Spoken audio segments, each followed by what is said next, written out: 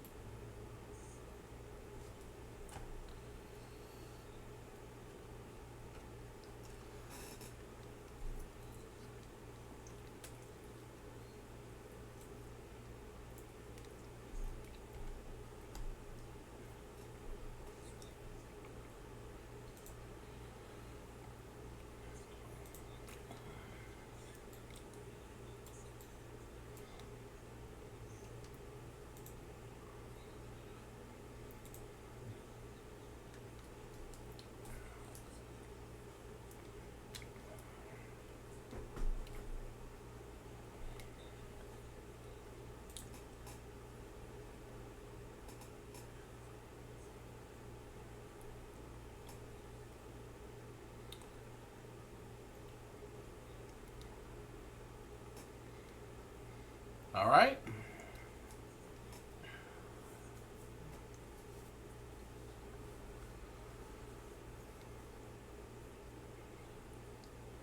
Uh, Correct me if I'm wrong, but Jebbet was with you, wasn't she?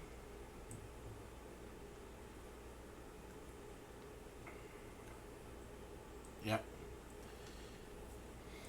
So she approaches the party and says, "Well, we're off. We have to go back to our homes now, but I wanted to thank you again, and also, uh, there are some small boats you could use if you are continuing on."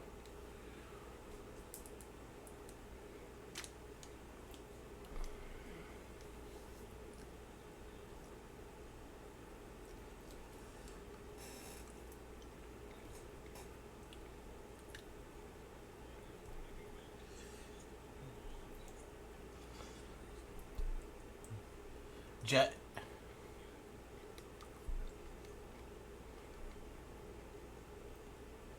Je- Jebbet says, "There are little boats right down there that you can use." She points down, and you see identical boats, only without, like, patched up holes in them.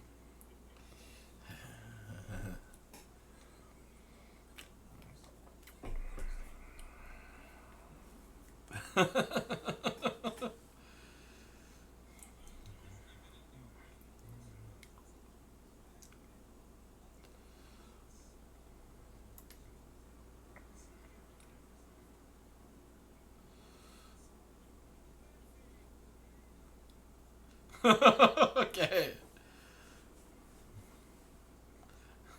Okay.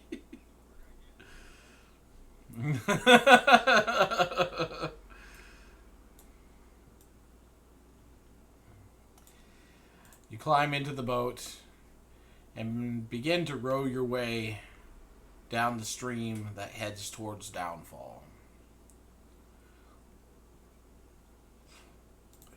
I haven't looked to see if I have any new things to give you, but let me take a look real quick.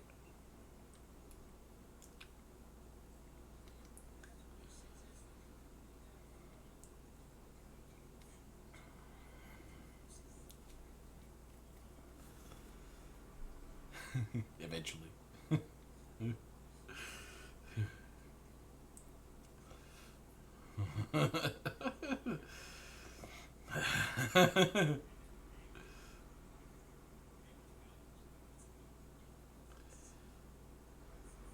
Nope, I don't have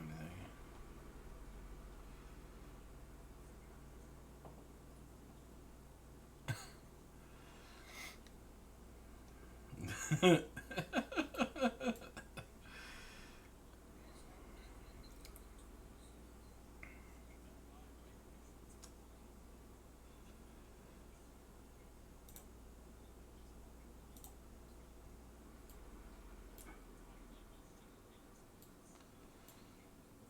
All right.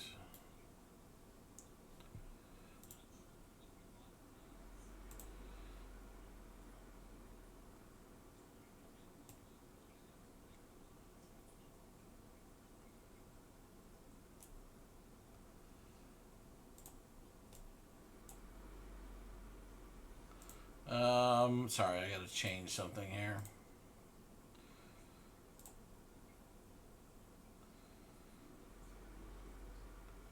Well, that's not good. I don't want that.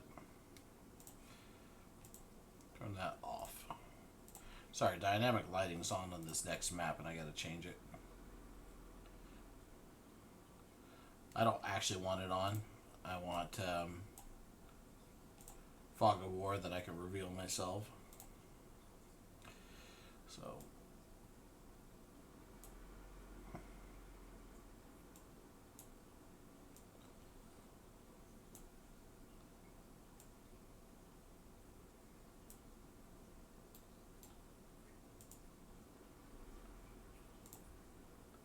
Where'd you go?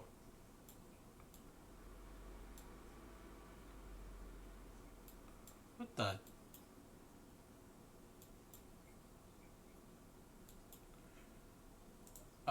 Right.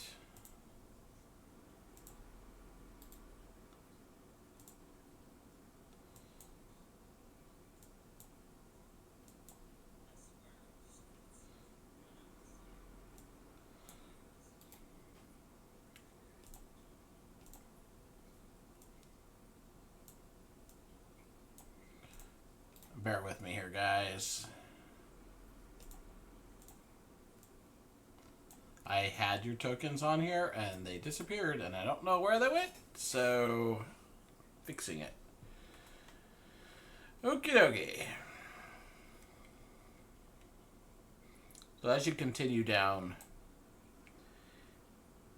the stream, passing by muddy banks and trees, you come around one winding corner.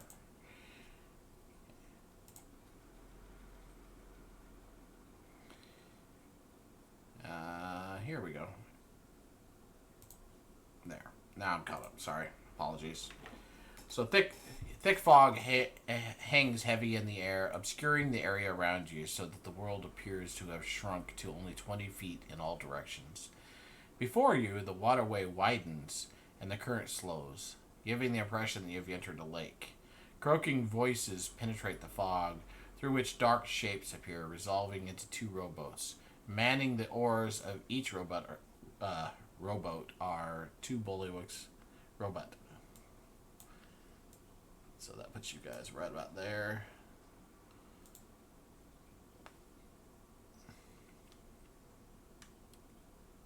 Can everybody see on this map okay? Okay. So I assume you guys would all be in a single ship here, so.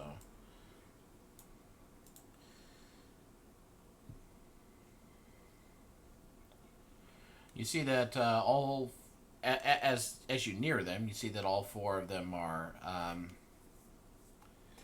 dressed in soiled, yet somewhat fancy soiled clothing, looking like it's kind of moldy, weather beaten, but still somewhat fine clothing. Yeah. And like I said, these are humanoid frogs, so bullywugs. Not something that's super uncommon in your world either, so.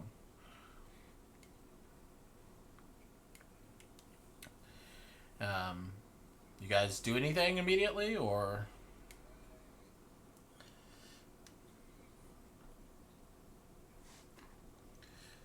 Oh.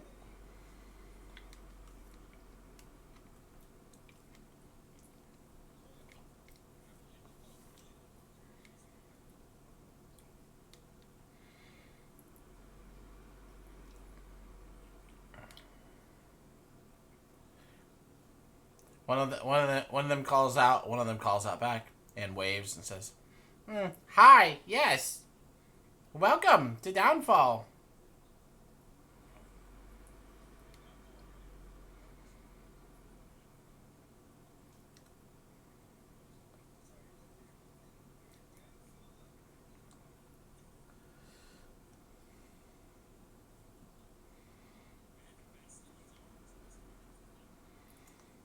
Well, you traveled down the stream a ways, guys. I mentioned that at the very beginning.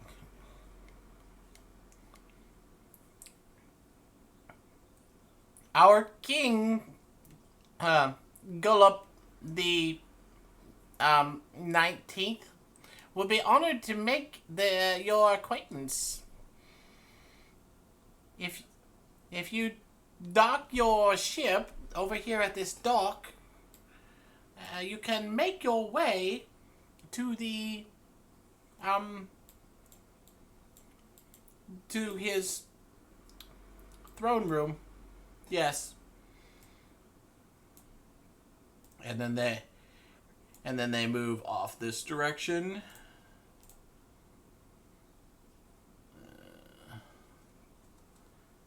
You kind of see there's a dock over that direction.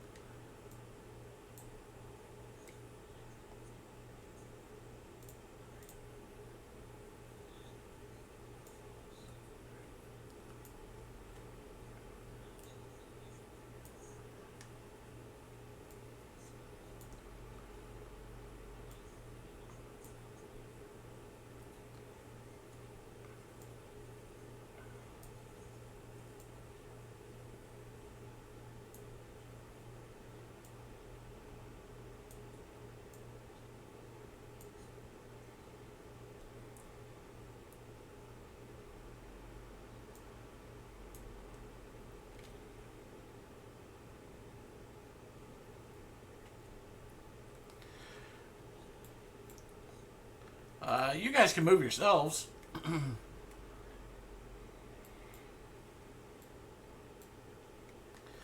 And the four bullywugs continue to sit on their craft and float around lazily. They don't look like guards. they look...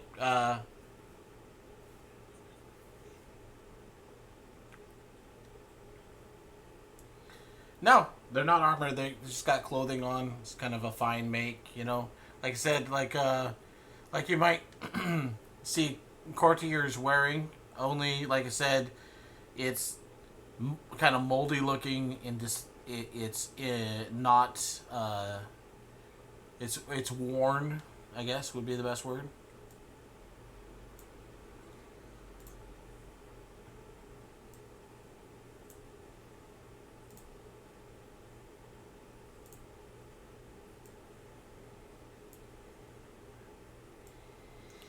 Looking around, you can see that there is a couple of ships in the area.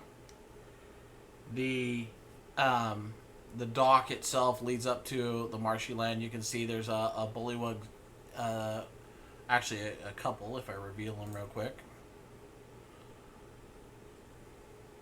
Okay.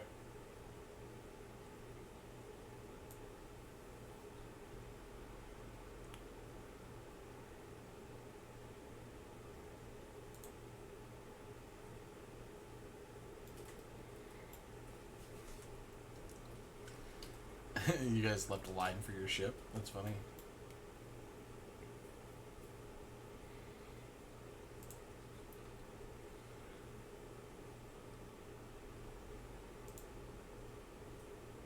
Switch to the right.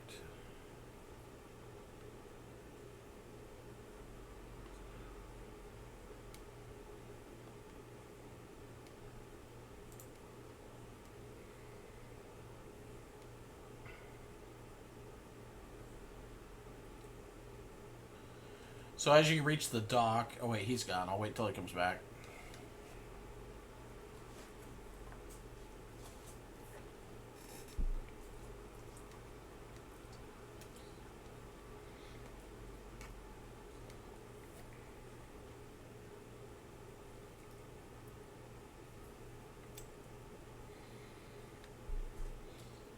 You're all by yourself, Flourice.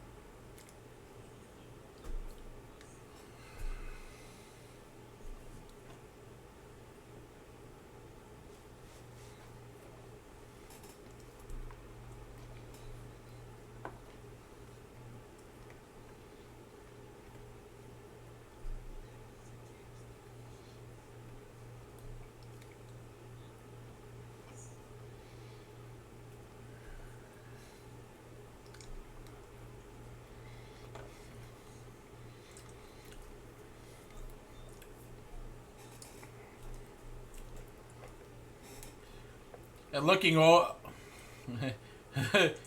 over from the dock, you can see two bullywugs standing with three giant frogs.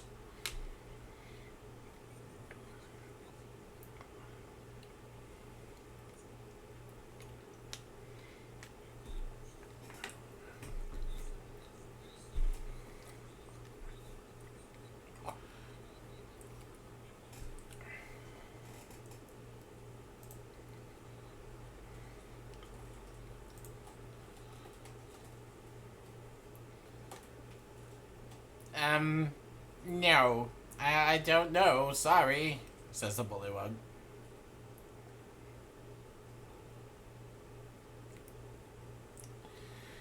But anyways, so where you dock your ship, and you get on the dock. Looming above the ramshackled wooden pier is a balloon anchored by four thick ropes tied around a wooden post driven deep into the mire. There's a balloon bladder that expands and sags at regular intervals as swamp gas fills it briefly before leaking out through various tears in the patchwork fabric. A bullywug stands near the top of the ladders and is using a long silver needle and a spool of catgut to sew up one of the openings. A second bullywug stands at the foot of the ladder to steady it. Huddled nearby are three giant frogs whose long tongues snap up, passing insects. So imagine that this guy is actually like up the ladder. You know?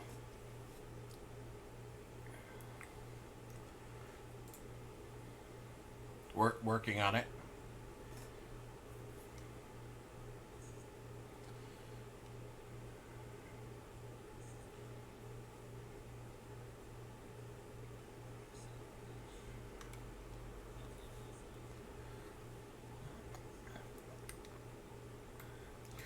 The the bullywug next to you goes, "Hello, visitors. You should probably go see the king."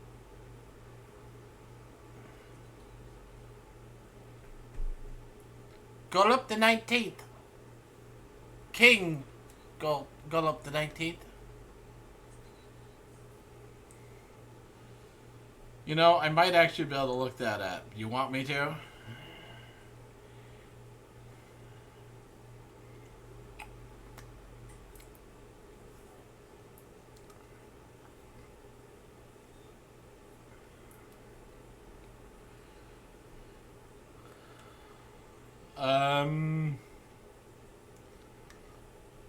You know what? We're gonna just call him Solop.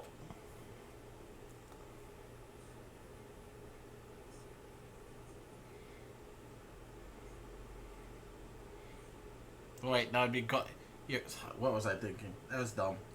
Yeah, it would be Gullup. That was dumb. I don't know what I was thinking. All right, maybe I'm tired. I don't know. Anyways, I hope I'm tired.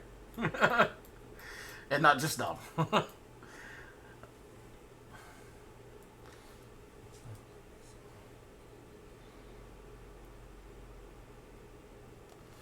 The bullywugs continue their work.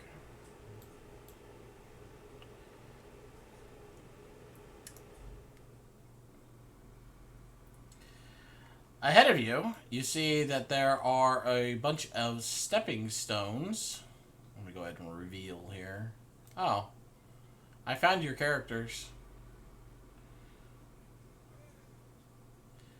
I may have put them in the wrong spot.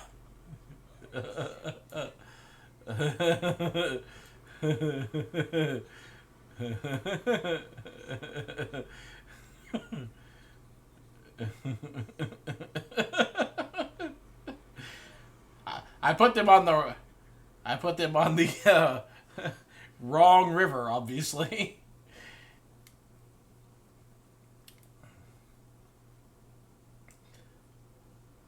Bloop. Yep. So looking ahead, you see that there are several stepping stones. You see a row of boulders spaced 2 feet apart that breach the surface of the lake to form a walking path across a 40-foot wide waterway. On the other side, the bank is covered in mist.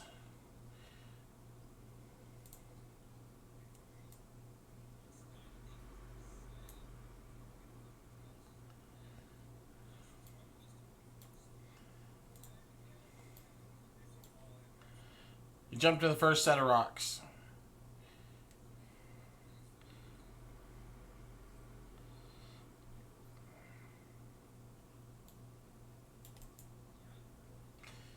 Well, hold on.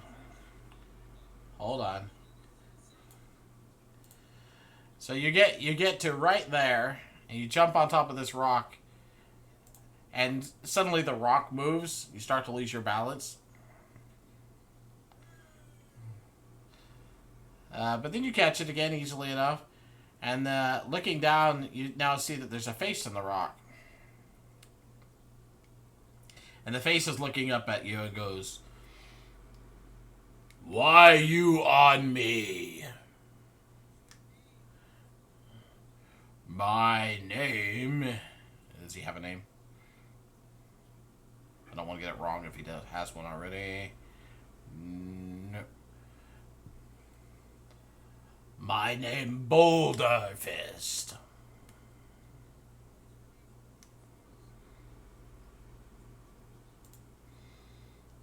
Let me move you for a second.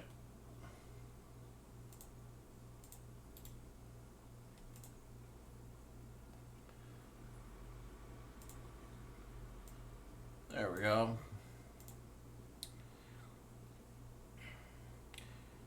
Why you jump on me?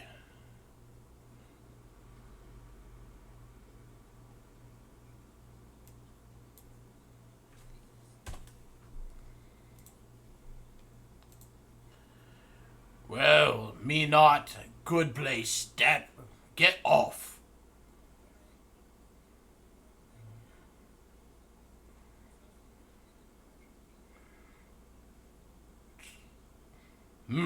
Truffle? What truffle? Make a persuasion check for me.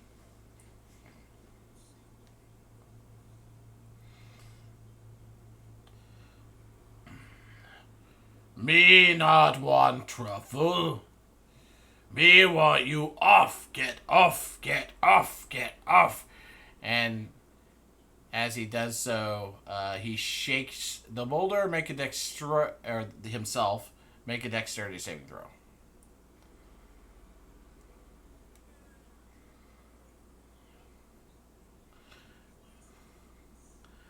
All right, Flourice, you fall in the water. Sploosh. And the creature... Oh, man. Hold on a second. I'm scrambling for like 20 different things here.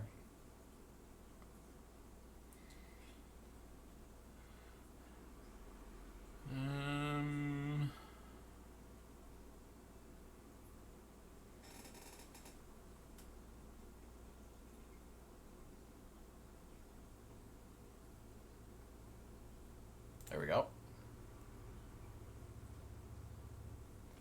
In the water you go, Flourice.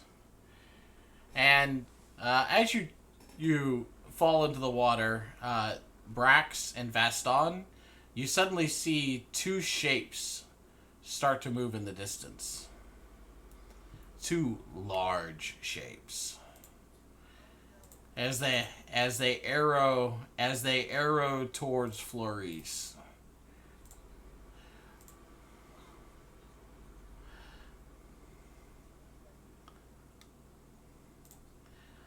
Roll initiative.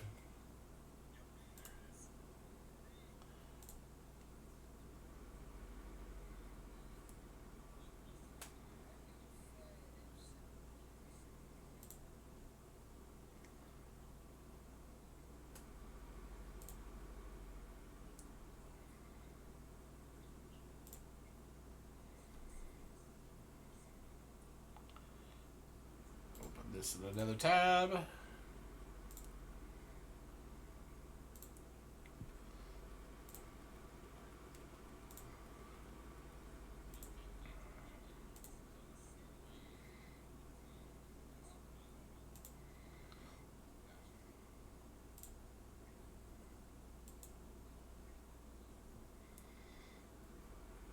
Alright, you guys ready? Alright, so the first one to go is the Marrow. And it is going to immediately swim straight towards Flourice.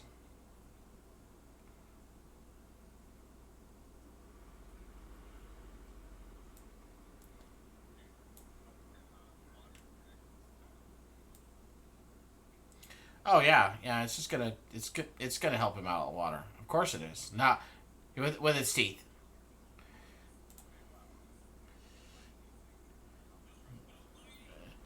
Nom nom nom nom nom nom.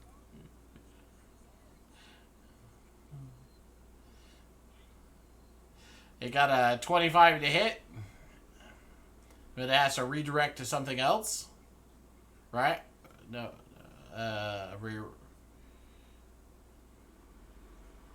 what are we doing? Why did it roll a d20?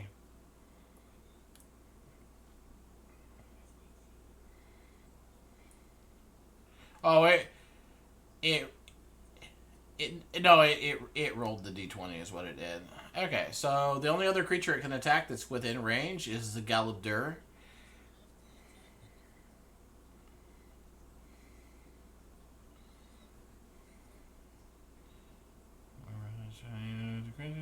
Oh, I was thinking of a different thing. I'm sorry.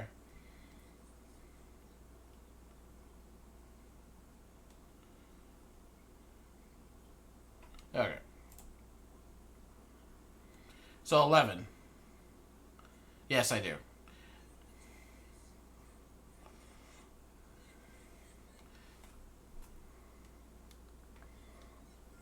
All right. And then the claws.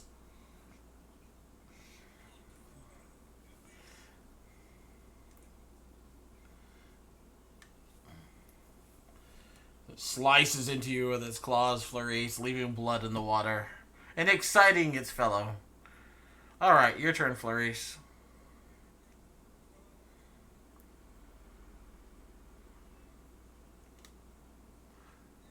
Yeah, but it will elicit an attack of opportunity. Okay. Okay. Okay.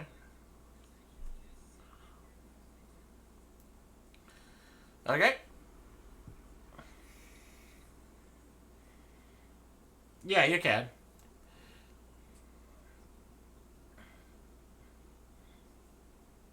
Yeah, each square is 10 feet. That's why your characters are shrunk down.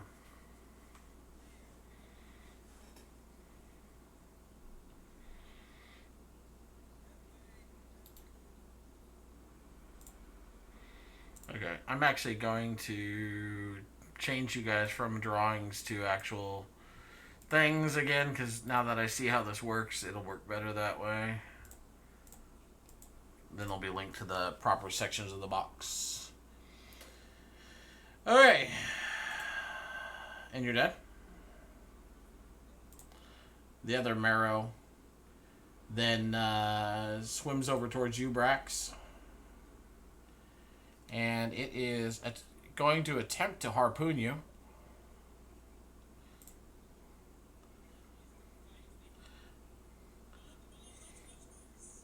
Harpoon!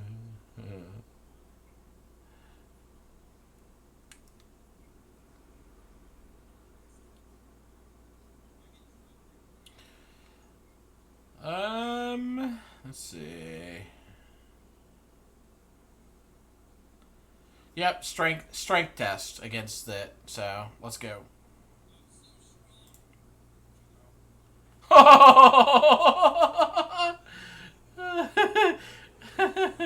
It's so close.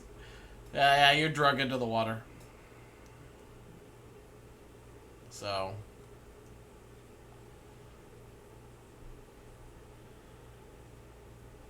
And it's done. That's all it's gonna do. Vaston, your turn.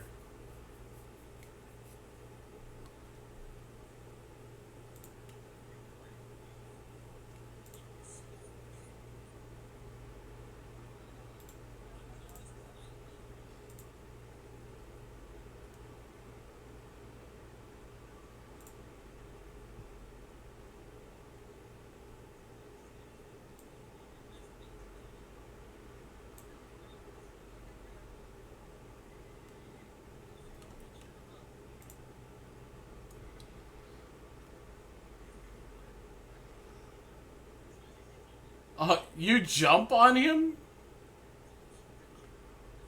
Okay. You step on him and he goes, "Hey! That's not nice!" Okay.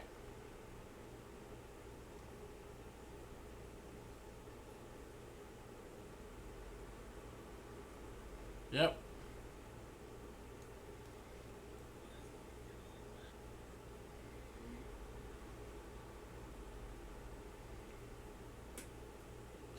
Well, I was gonna have the Galadur help you, but I don't think I'm going to now.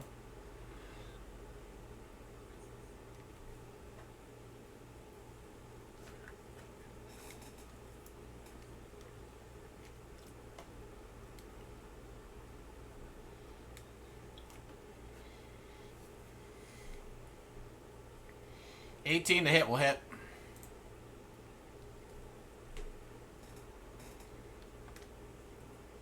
So you carve into the creature with your flail of spiky locks. The marrow kind of shrinks back from you after you hit it.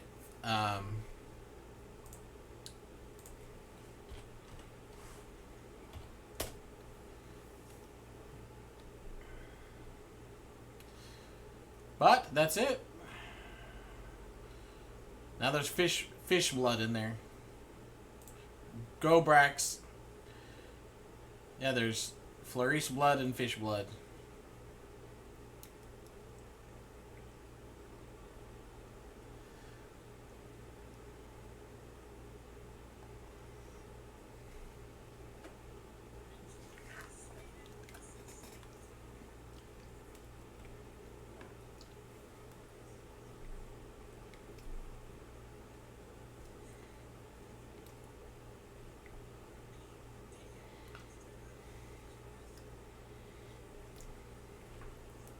Which one? 24 is not enough to put it to sleep.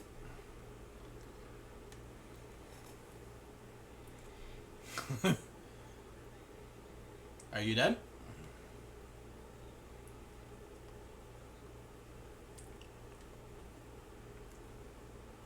He's in the water with it. He's in the water with it. Okay.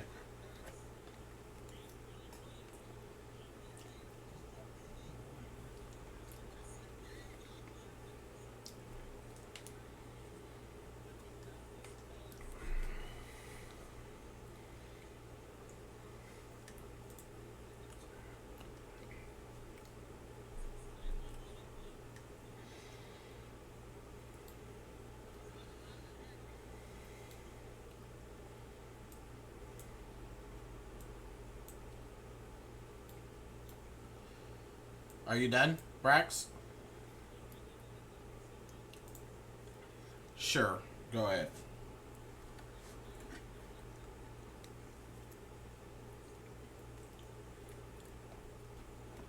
Uh, 2d4. I mean, you could add it to your character sheet and look.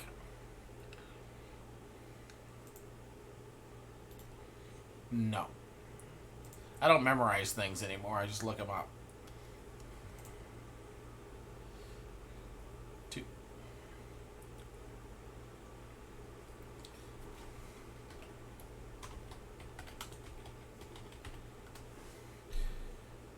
I had them all linked at one point. I don't know where they're... there we go.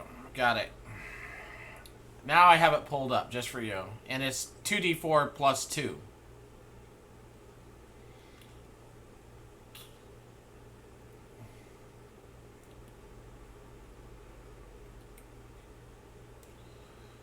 Alright. So the other marrow's over by Vaston.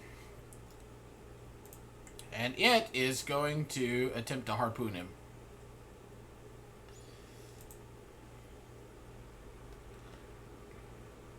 $15 to hit. Alright, so you take 9 piercing damage, and you will get to make a strength competition as well.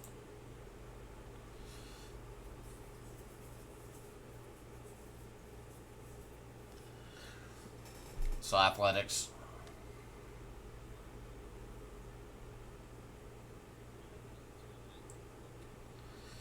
Yeah, you won.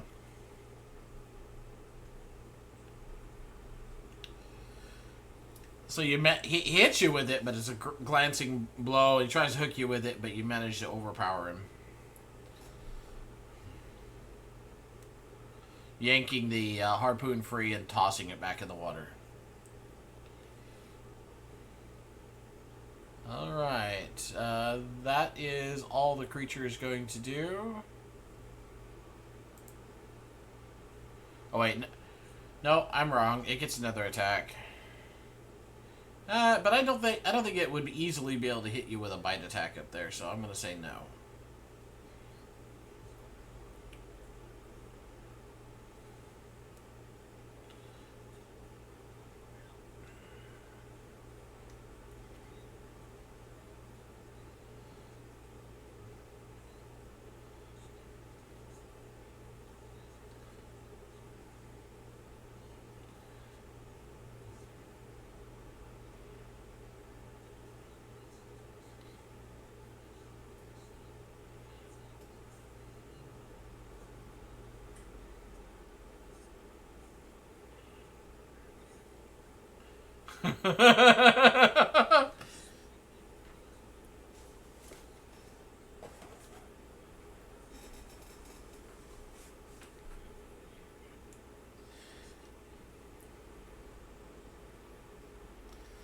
Okay.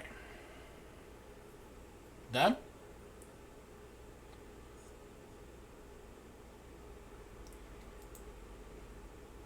Alright, the Galabdur now gets to go. And the Galabdur kind of looks at Vaston and says, "You not so bad. You apologize." Mean fishy. Steps forward.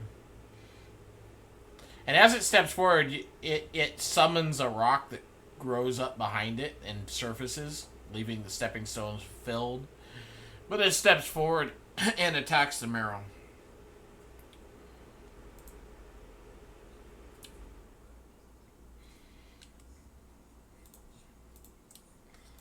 Don't piss it off. Yeah, when you said that, I was like, oh yeah, he did apologize. I was like,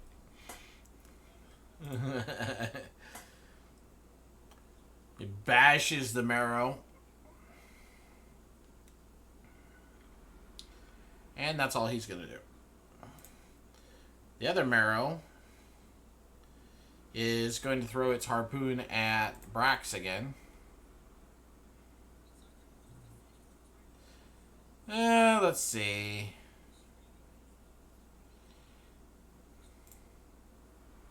No, it is. It's going to go after the fish. So, it bites the crap out of that illusion. Which then vanishes because no fish. Vaston, your turn. I'm sorry, I forgot about the fish. I do have a lot going on. Make sure you remind me if you think I'm doing something wrong.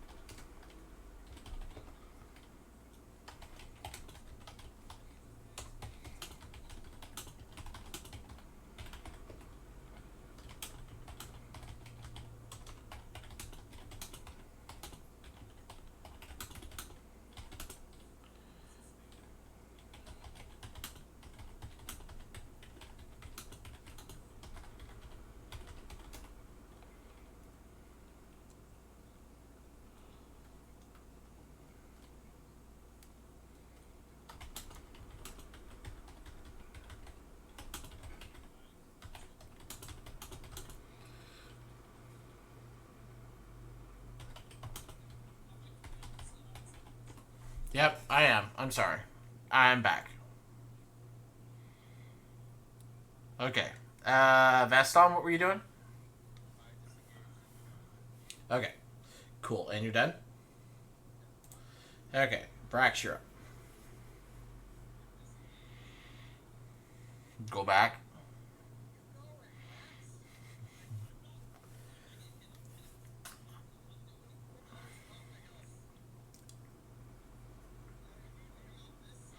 Are you are you done, Brax?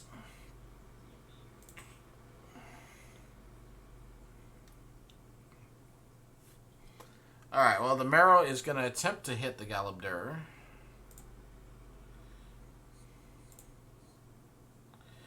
That's not going to work. That will. 11 slashing.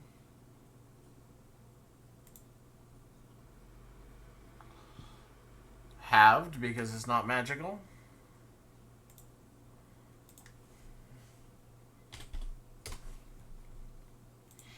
The Galabdur kind of roars a little bit as the claws rake across it. You can see, you know, it did some damage to him. All right, Flourice, you're up.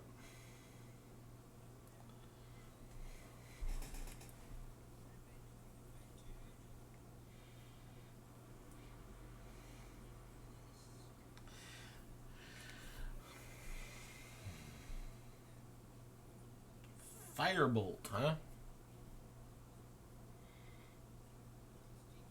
That'll hit.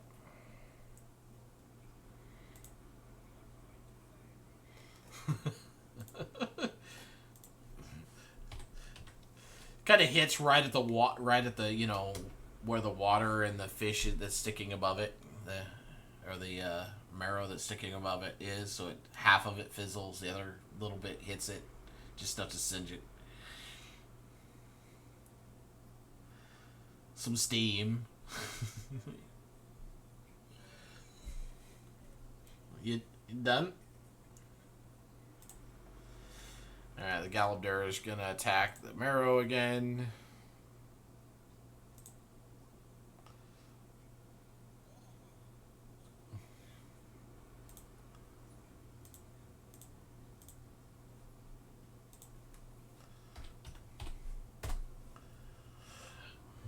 He just, after roaring from getting hit, he just comes over and hits it with, like, the super fist straight down into the water, and you just see fish guts float to the surface afterwards.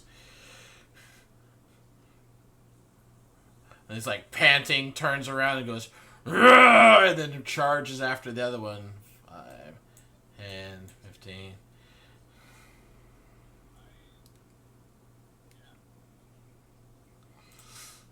Kind of rolls through the water towards the target.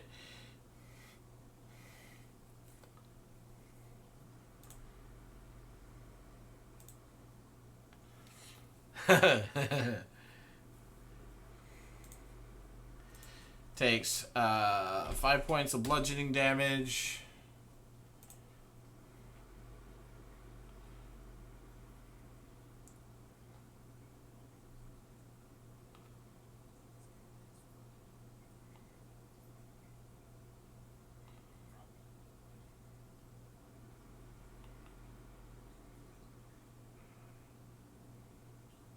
And then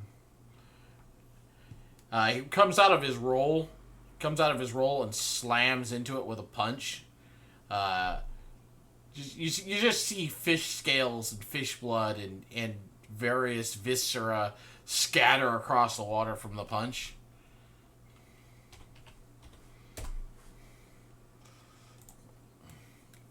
It's not dead,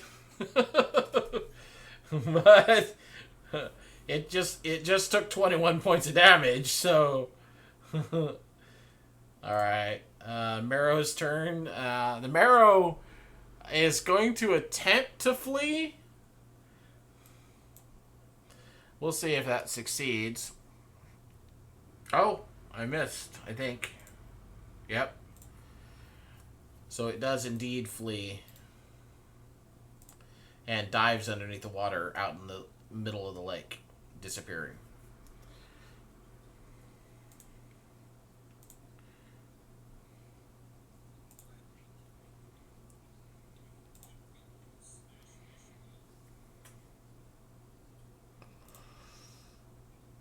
Galamdur kind of pants a little bit, and then comes back and goes, "Bad fishes."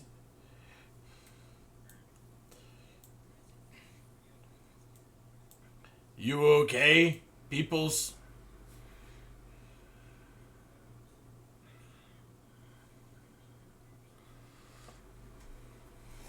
You. What gift? Yes?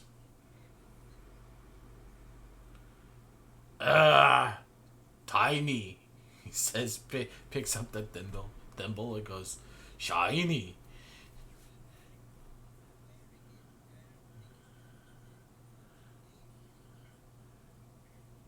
Oh, thank you, tiny person. Why you wrinkle so bad?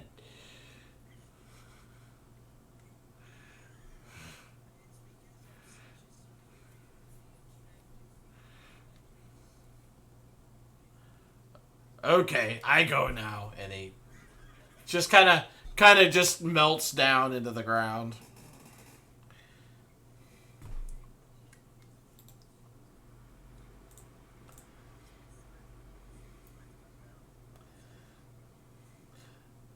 I definitely could have done that in a, I could have not made that apology as good as it was and made that a lot worse for you guys.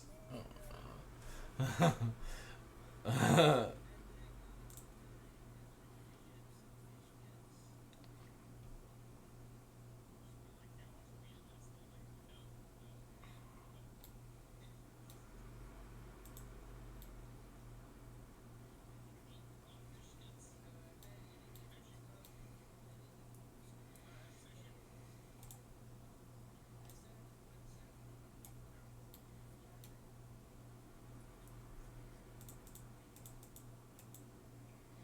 me reveal this.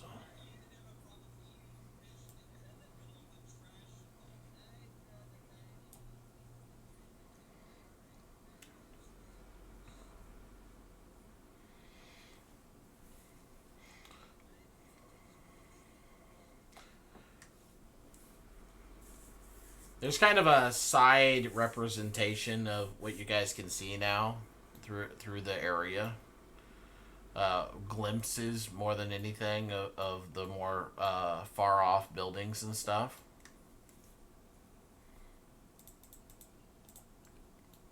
You see it up at the top of the map.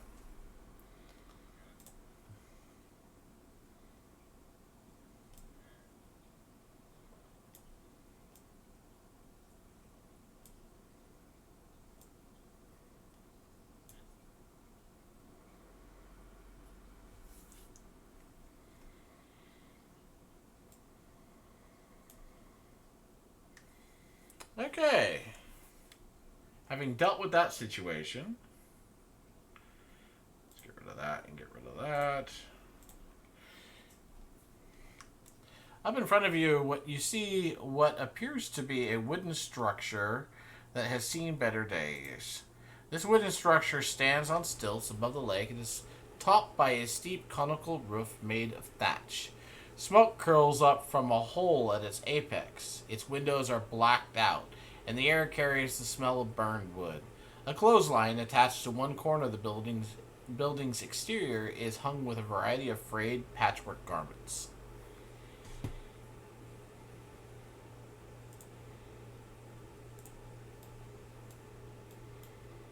This is building straight to the right there. Yeah, you can clearly see an entrance into it.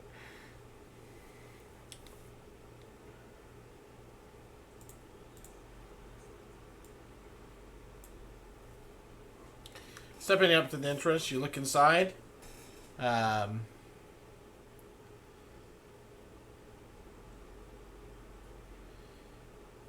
You look inside and you see that the room is a charred mess. Hazy smoke hangs over scattered piles of burned and smoking shelves, intermixed with whatever those shelves contained. Wisps of smoke snake into the air from several spots where smoldering wreckage threatens to ignite. A distressed bullywug in a leather smock carries around around the room. Scurries around the room with a bucket of water, whose contents spill out over the sides in its haste.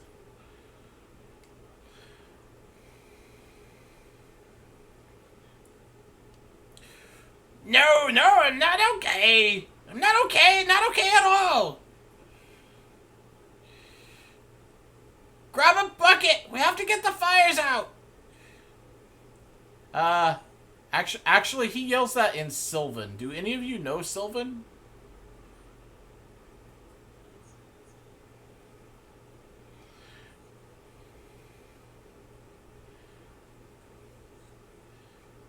Okay, so he says it in Sylvan first. When there's no response, then he stops, looks at you, realizes who he's talking to, and says it in common.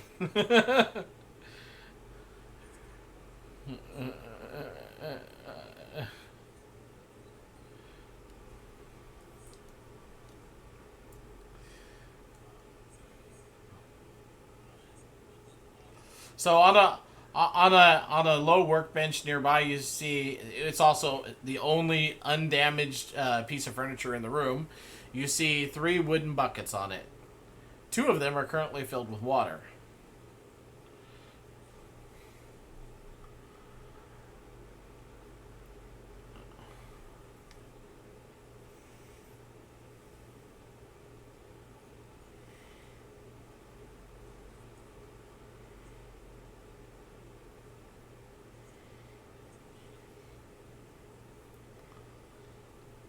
So, looking around the room, you see these what look like to be little coals jumping around, uh, jumping around the room, setting things on fire. Uh, Animated coals, and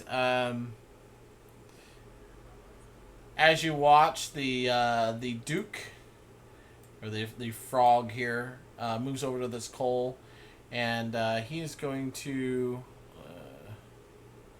Let me open this up.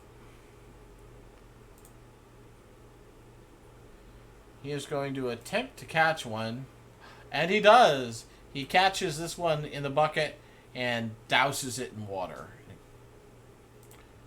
goes out.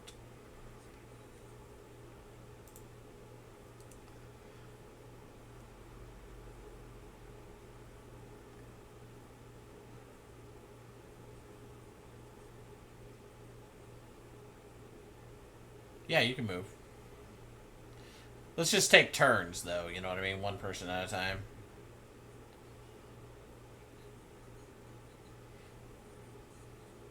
And fill it up. Okay, so that'd be like your turn then. Next.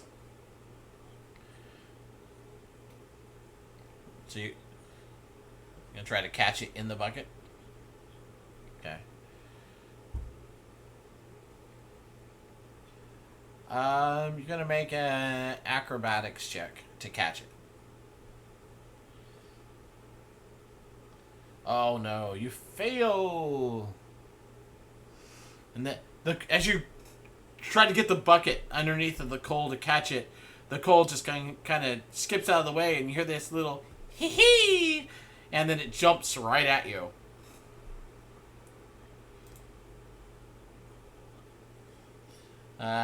13 to hit, I believe, will miss.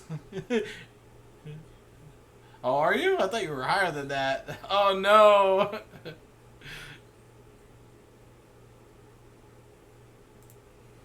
So you take 3 fire damage. You're wearing leather. So it hits your leather armor and kind of burns into it a little bit, hurting you. But leather is not highly flammable, so it does not catch fire.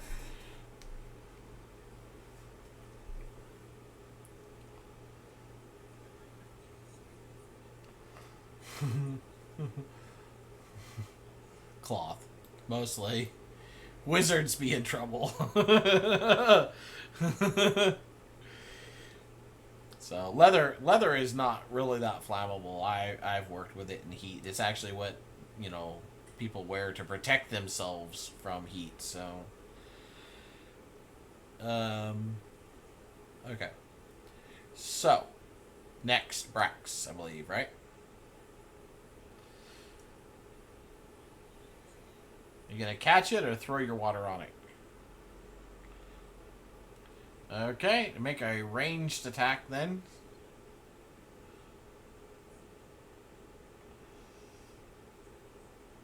Yeah, it's just D20 plus your dexterity.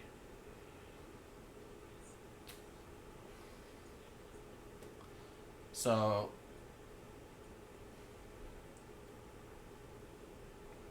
Oh. Okay, that's a hit.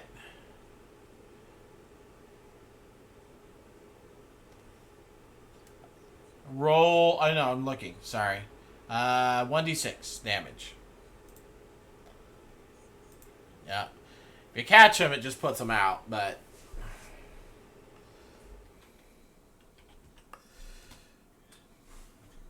So you throw your water at it, and it's like, hee, and jumps away, and like the water hits right behind it and splashes onto it, doing some minor bit of damage to the coal, but it gets away.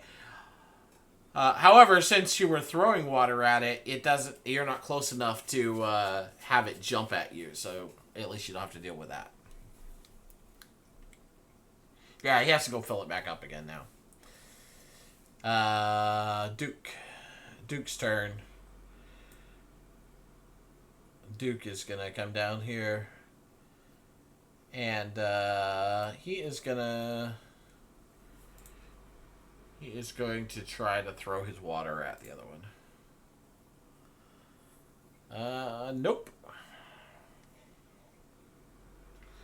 So he throws water. The coal happily just skips out of the way, and part of it douses your boots in water, but that's about it. Yeah, everything is nasty. Yeah. All right, now you can go, Flourice.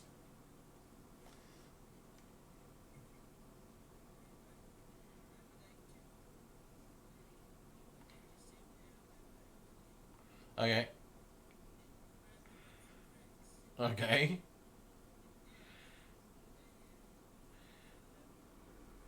Sure. I'll let it go because he's giving up his ability to catch him to help you guys. So he's the Duke is like, that is the fastest, wrinkliest old man I've ever seen.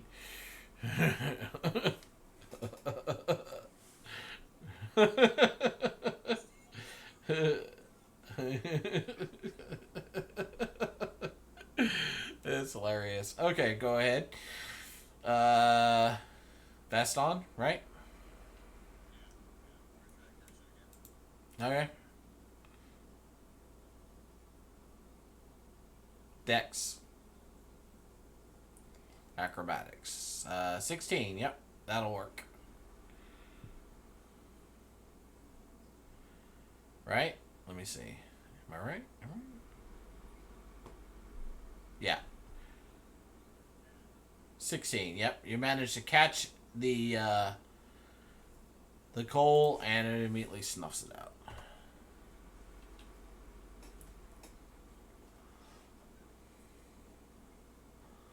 And now you have like this inanimate piece of coal in your bucket. Because it kills it, so. Alright. You gonna move or done?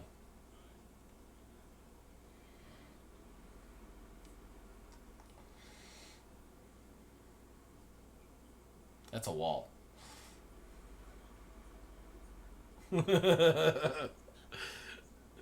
Yeah, I know. Okay. Brax, your turn.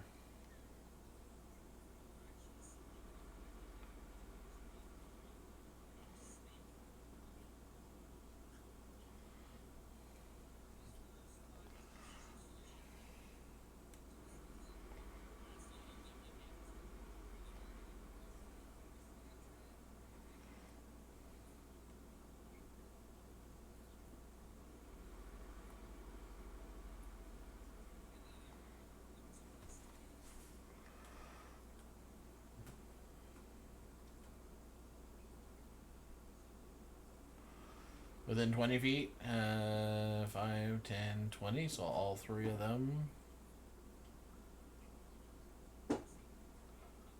12. Yeah, but you can't see that spot.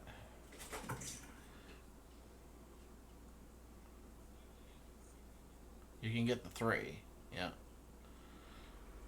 That is 12, 17 hit points worth. So how many hit points does Vaston have? Yeah. He's got enough. He's got enough.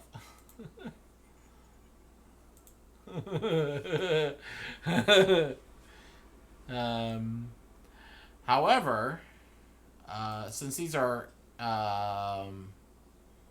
immune to sleep, it does nothing to them.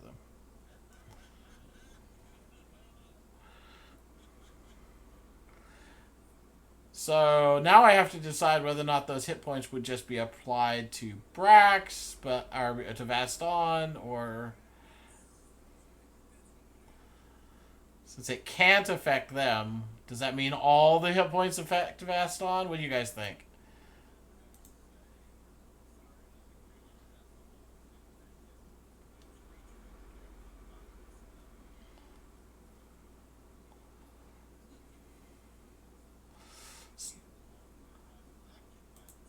Oh, so just Vaston falls asleep then.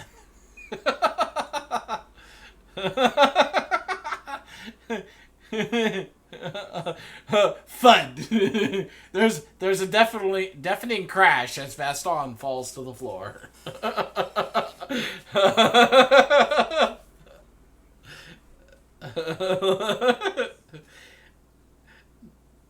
I mean, animated coals, probably not sleep, but I let it go. Killed by coals. Alright, so Brax, you're done, I take it? You've done enough. Duke. So the Duke threw his water at the last one? No, I don't remember. Yeah. Okay, so he's going outside. 5, 10, 15, 20, 25, 30, 35, 40.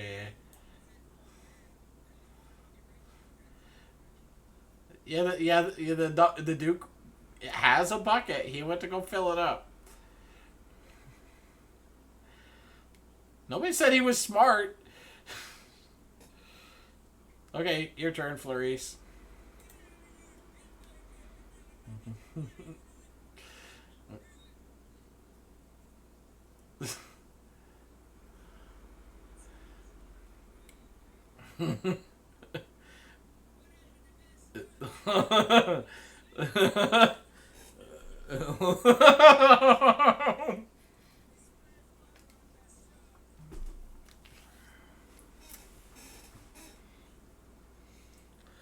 Okay, we'll let you wake him up.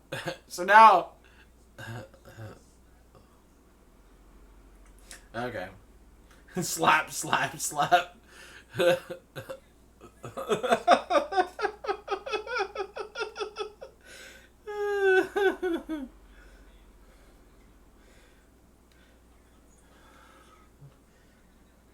I feel like you have a little bit of a bruise probably on like somewhere from falling too. So and now he's slapping you on top of it. Okay, you done? Okay. Vaston, your turn.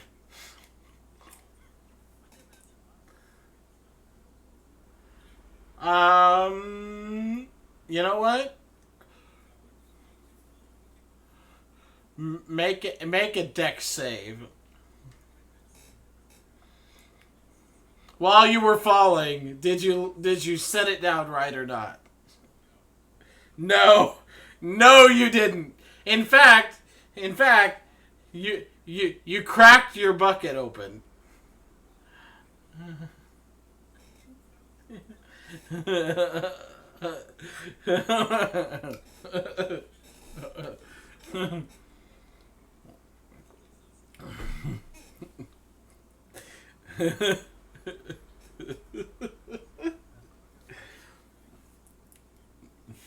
Okay.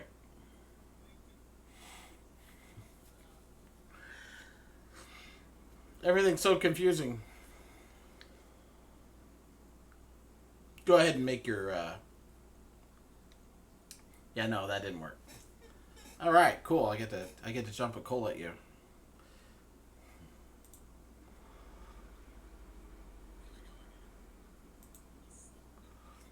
Three. It's just getting your hit points lower so he can put you to sleep easier.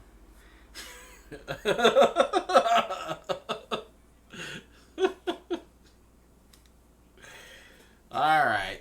Brax, your turn.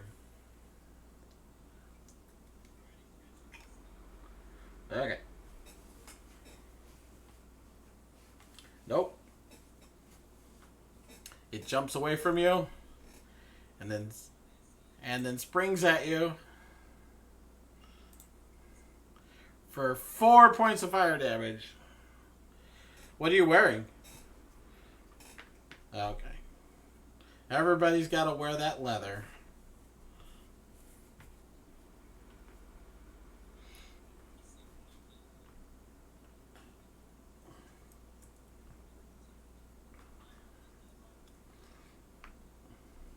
What I only got to say is you guys cannot smell good. Leather absorbs things.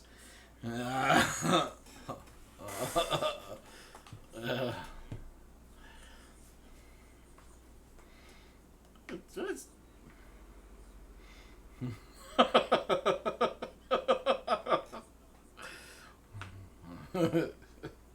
what you get for eating mushrooms all the time. Alright. Well, Brax failed, so that would mean Duke. 5, 10, 15, 20, 25, 30. Gets right there and then throws his water bucket, or his water out of his water bucket at it. Nope. Probably gets Brax instead, just saying.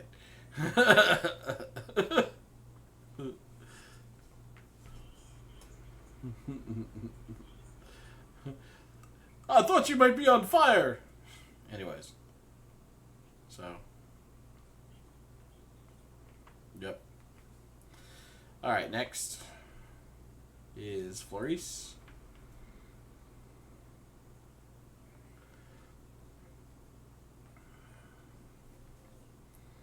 Okay. Okay.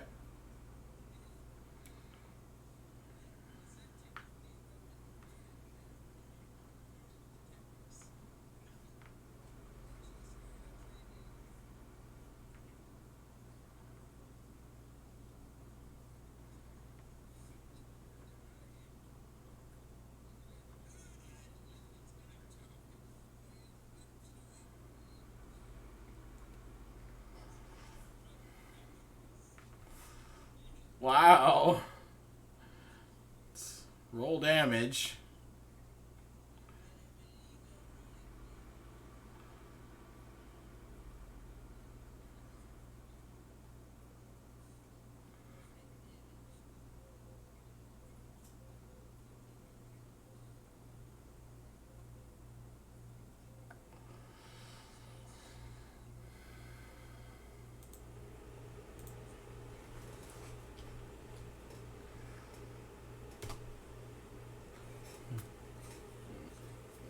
Stabs the coal to death.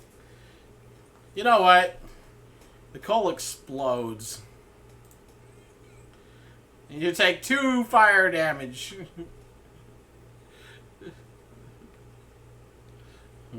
I feel that's fair.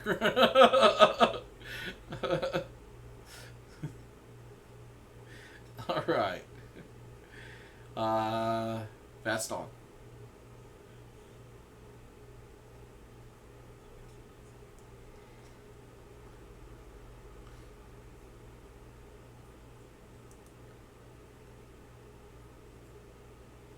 Nope.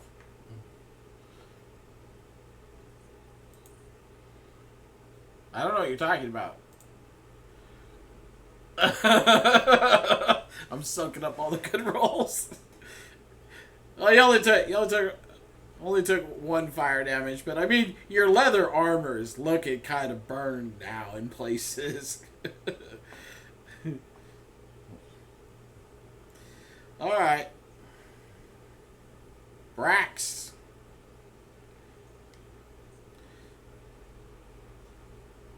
Oh, Pushka, it's out.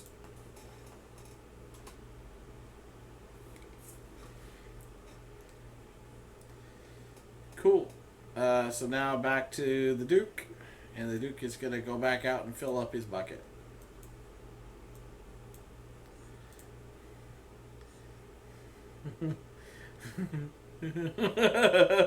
Why are you using that dagger then? Now you're burnt and angry. Anyways, your turn. Okay. I mean, the little itty bitty pieces, he's now stabbing them. Okay, Vaston, your turn.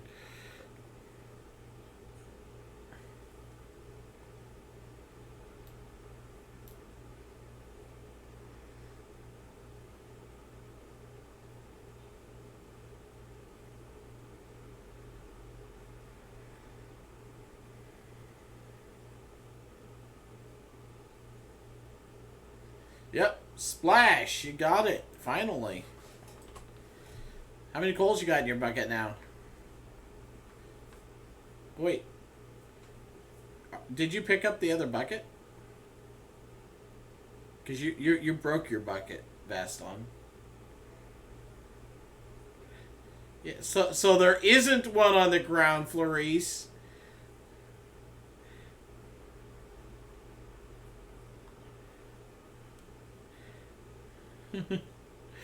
I thought so. Anyways, are you done? Okay. Alright, Brax.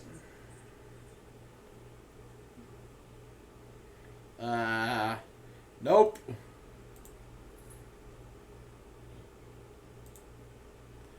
Two more fire damage.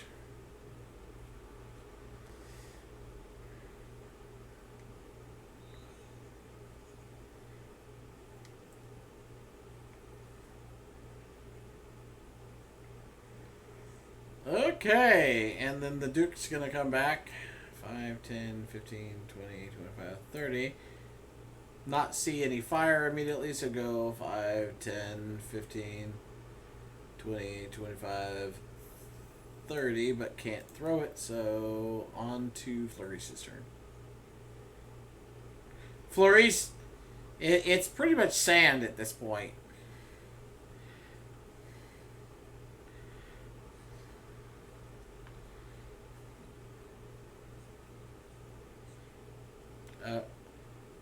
Okay. I guess mark coal powder on your.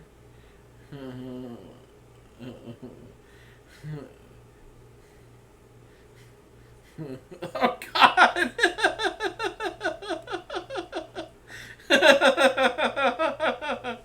Oh man. Okay.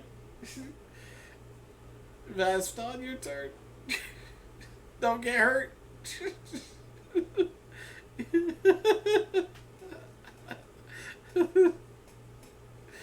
It's coming though.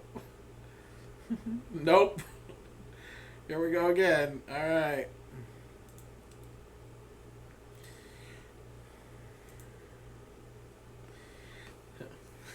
The thing is this there actually is supposed to be like initiative and stuff in here, but I'm just like, nope.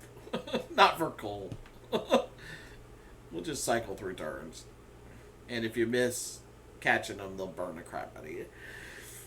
Oh! Brax got the last one. Good job. As the last coal is extinguished, the Duke, panting, goes, oh, you've saved the balloon factory. Thank you.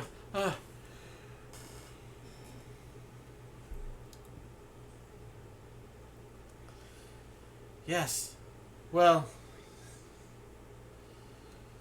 Well.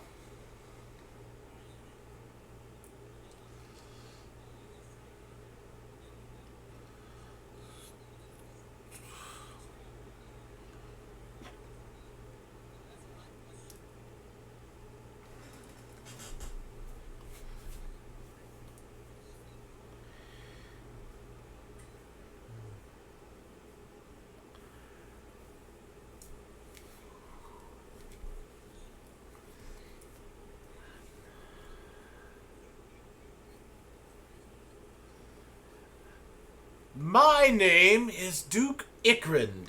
Thank you so much for helping me. We recently had somebody steal a balloon and they set these foul creatures loose inside of here. It's took it. I've been trying to catch them all forever.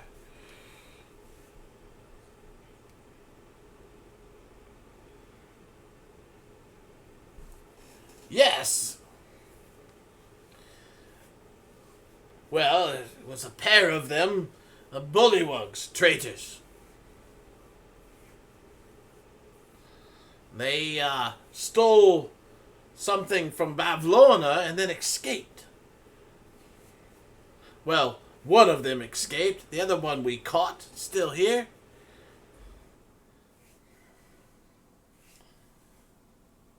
Uh, probably died. Probably died. Well, you found a crashed balloon. Where? Oh. Did you find anything else?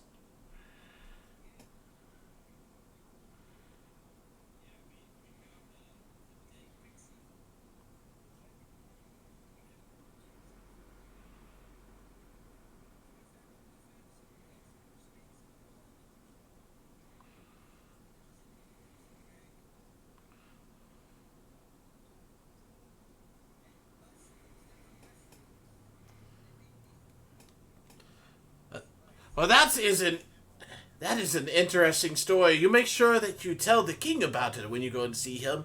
And here, let me give you this brooch. And he pulls out a brass brooch that looks like it's shaped in the shape of a fly, and walks over to Vaston and says, and like goes to pin it on your clothing.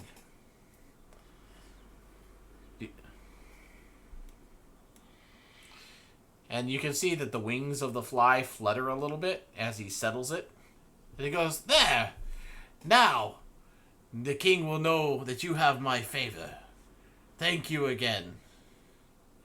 I have a lot of work to do." He sighs and goes and grabs a broom.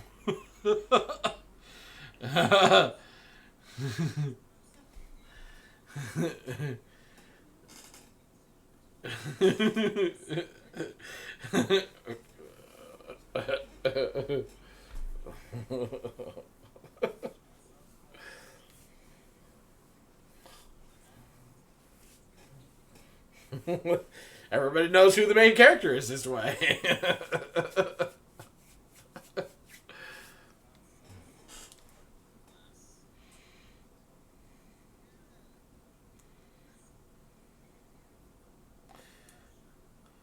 So there's a ramp that leads down around the outside of the building there that you can go on. I don't know. I think there's supposed to be a door there, but it's not very clear. It leads over to the other walkway. Let me reveal some more here.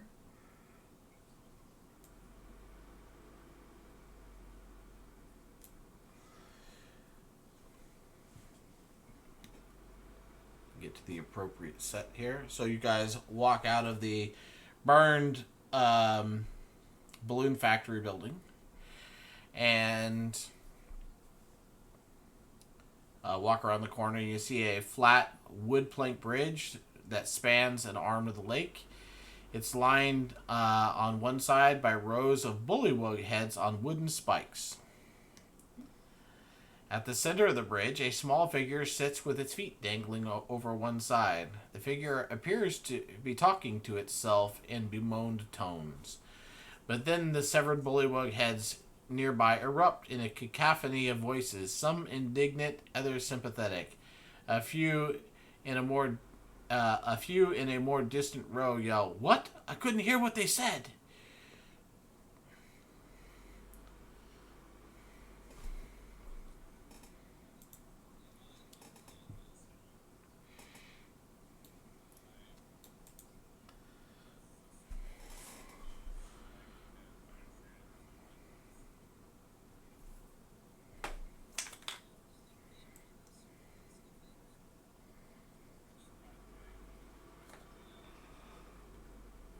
Yeah.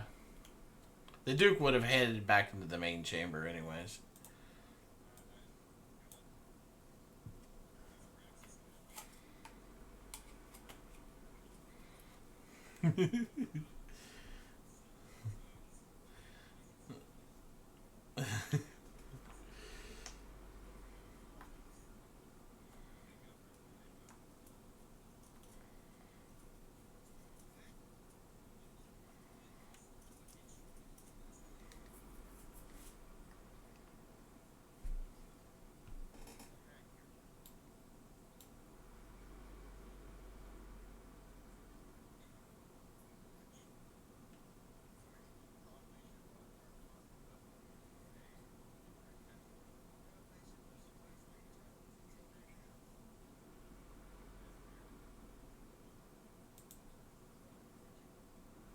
Oh, that's cool.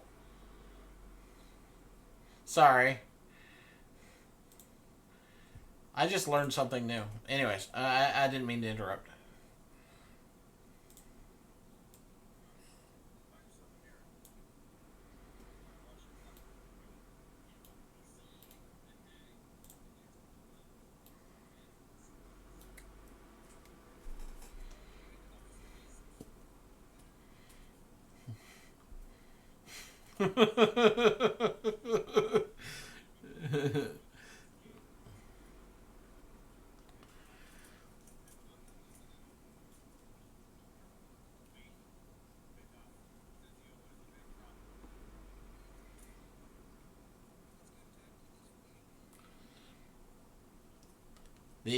The creature standing or sitting on the bridge there is about 3 feet tall, and what you can see is what appears to be a scarecrow. Actually, I'm sure I have an image of this guy. Give me a second.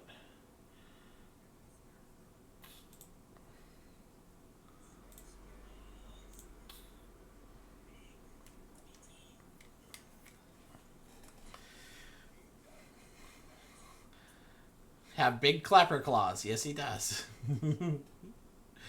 And a gourd for a head. Yep.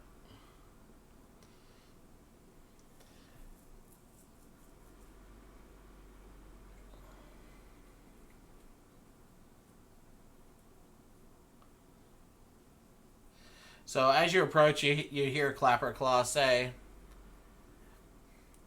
"I know! He stole my head, and all I could find was this to replace it. Now I don't know what to do."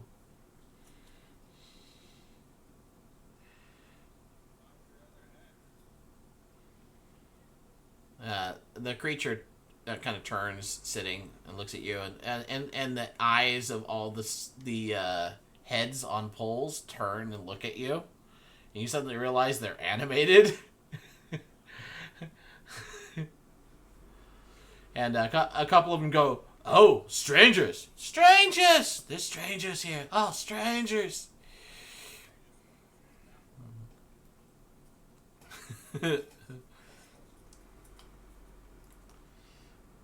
You sit down, and the creature turns its gourd head towards you, kind of turns towards you, and you hear the distinct sound of something jingling in the gourd as it tilts it to one side. Oops. I got something I could shake to make noise. Anyways, you hear it sounds like metal tinkling back and forth in the gourd. And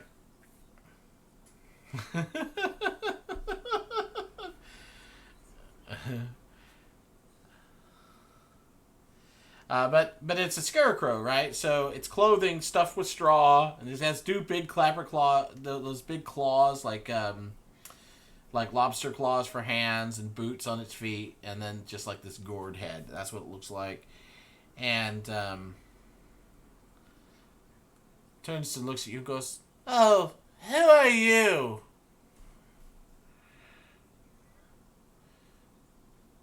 "I think I have a little bit, yeah." "Somebody put some coins in there." "It was before I got it. It's just a replacement head." "Agdon Longscarf stole it." "Well, that's good."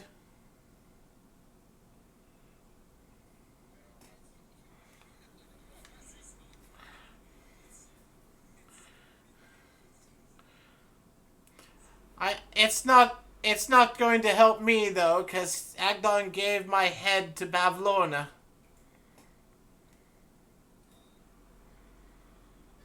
I I suppose you could call me a guide. I do know the way here and there about Prismere.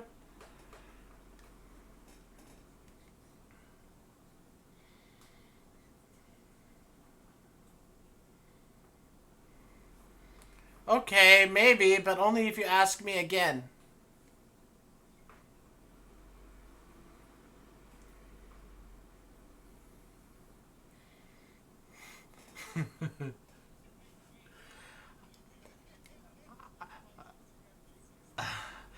Well, I will do it if you ask me one more time.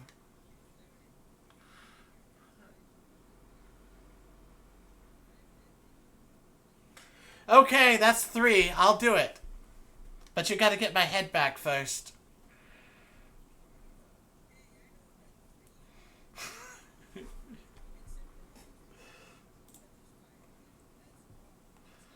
There's more than 5. There's a bunch. It doesn't really say, but there's a bunch. And the head say, one of the head goes, "I say that's rude. We're not weird. You're weird."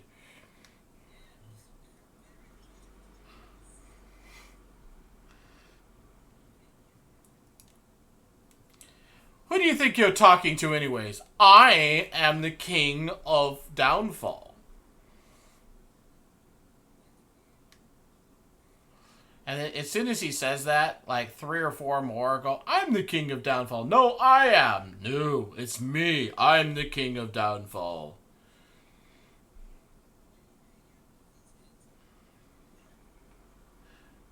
Clapperclaw says, "They're the only ones that will talk to me."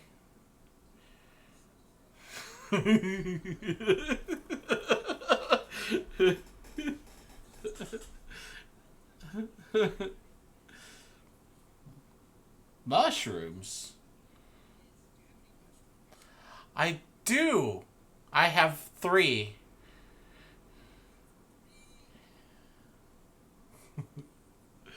Sure. Here. Sure.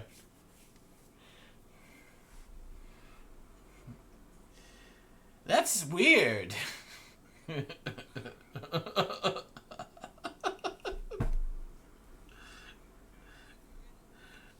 No, but you eat them. You eat them really quick without looking at them too closely. Apparently, and a couple seconds later, suddenly you feel like a tingling sensation, and then you start hearing things, and you're not sure what they are. So, what are you thinking right now, Vaston? Brax?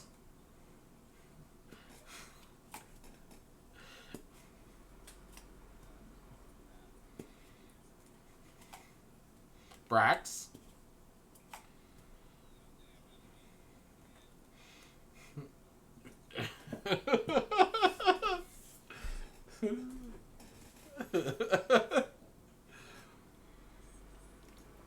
So for the next hour, you can hear the thoughts of those around you. Oh, you're welcome.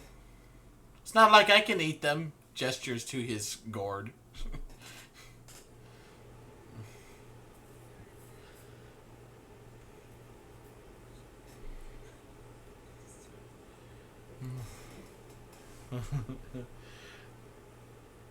And the severed bullywug heads watch Flourice walk away, and they turn and look at the other two of you and go, "How can you deal with that?" says one of them. "That has got to be the weirdest creature I've ever seen," says another.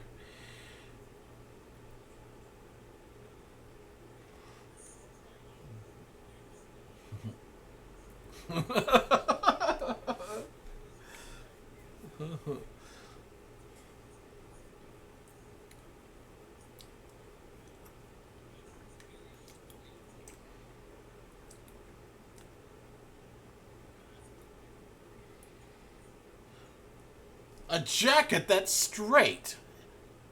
What a novel idea.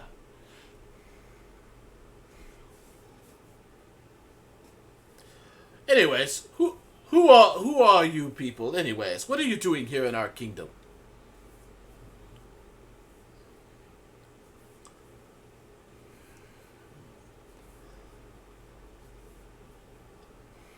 I am Gullop. Yes, Gullop the 14th. Oh, no. He's the current fool that sits on the throne.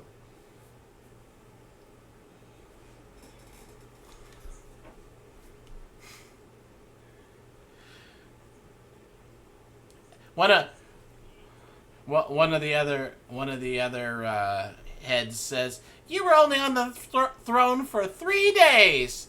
"So what? I was still king." The other one goes, "I was on it for a whole 2 weeks."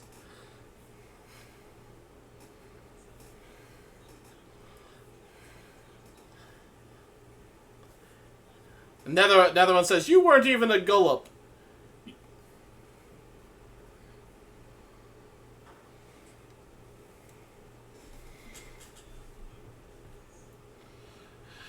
And one of the heads goes, well, no, Clapperclaw turns and goes, "Oh, no. They do that to themselves. They just... Usually whoever the new king is," he says, and then kind of sighs.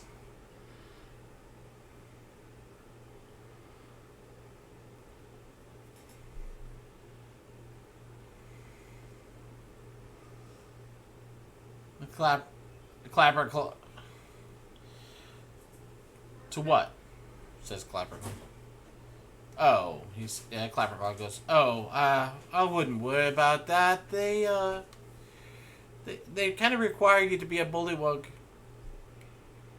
And a member of the court. You're neither."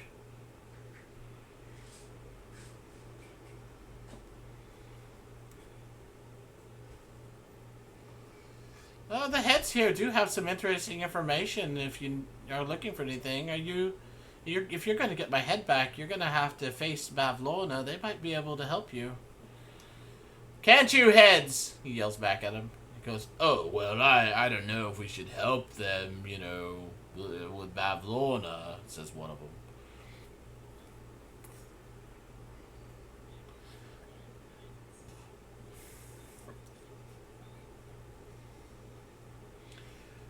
"Well, I might be able to help you, but...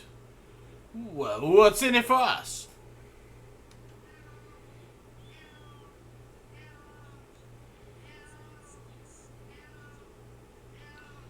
One of them says, "To be addressed properly, that would be nice," says one of them.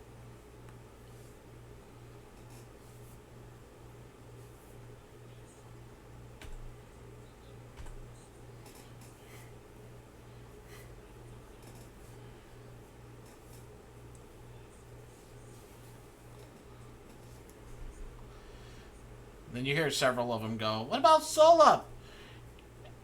And Froggo? And And like they start listing off other names, and because I said this show's 5, there's more than that. There's like 30 or 40 heads here. Some of them are a bit older, but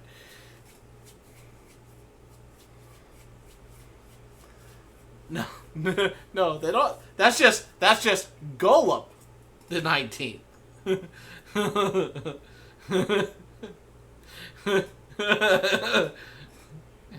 Yeah. That's just the 19th with that name.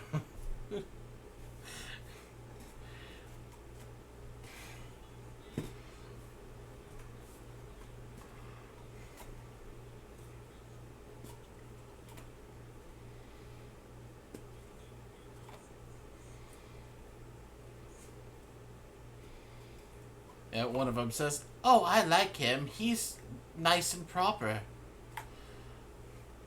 And they say, "Well, I suppose we could give him a little information. So, I'm sure you've noticed that we're all former monarchs of Downfall here, the Bullywugs. Monarchs of what is known as the Soggy Court. The Soggy Court, yes, that's our court. Our kingdom, as it were.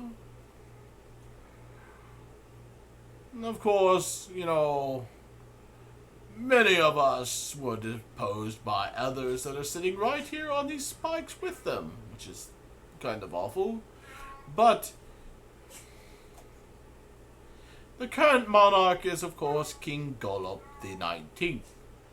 And he's a rather weak ruler. But we've heard rumors that there's yet another coup in the works, so maybe not for much longer. He could be visiting us soon. Visiting us to stay, says another one. We could...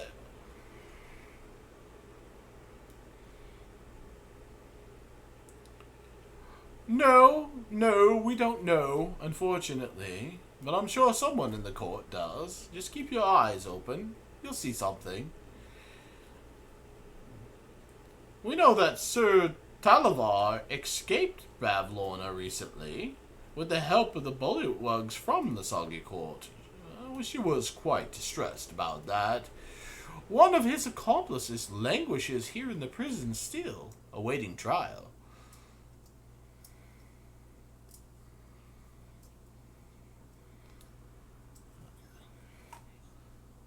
Bavlorna herself is a rather despicable creature, honestly. Don't tell her I said that, though. But she's a bit of a shut-in. She hates her sisters, which I completely understand. I hate my brothers and sisters, too. There's a couple of them go, "We hate you, too!" You're like, oh, they're all here. But it kind of glances, like, they can't move their heads, so they just move their eyes, right? So he moves his eyes around, and he's like, "Well, she seems to especially hate Scabatha Nightshade. Heard her ranting about it many times during my tenure. You know, I was king for an entire month."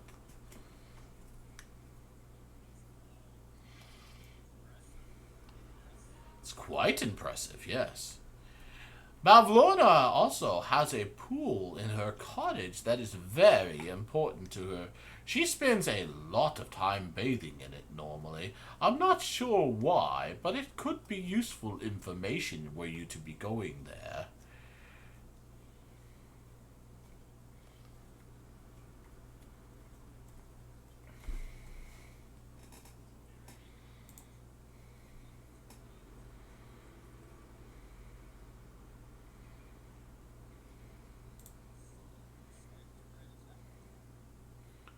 Oh, I actually have...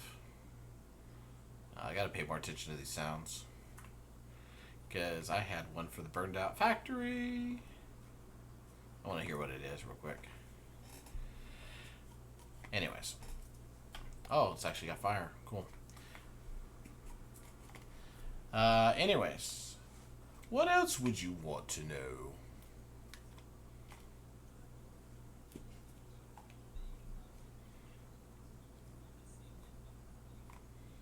Well, sure. It's. He looks over. Let's see. Looks over to his left, like out of the corner of his eye. He goes, if you keep following the path that you're following, you will eventually find it. I saw it come in. Oh, no, no. They're darklings come to trade.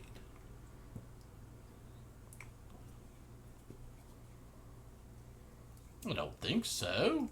One of them went to meet with her, in fact. No, no, she's always taking care of us.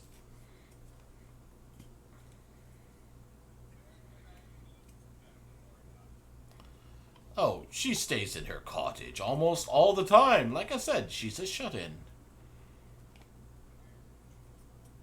Out in the middle of the lake, straight across the way there. He looks across the bridge, out into the lake. You just see like a wall of mist. That's all you can see.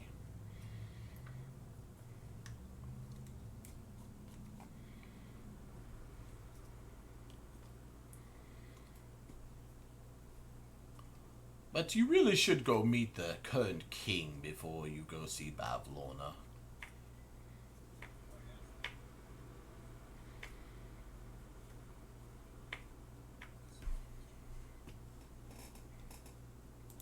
Oh, the Golub the 19th? What's it been? About a week? Yeah, I think it's been a week. It's only been 6 days. No, it's been 9. Just a little bit of this. You get the feeling they don't 100% know how to keep track of time, so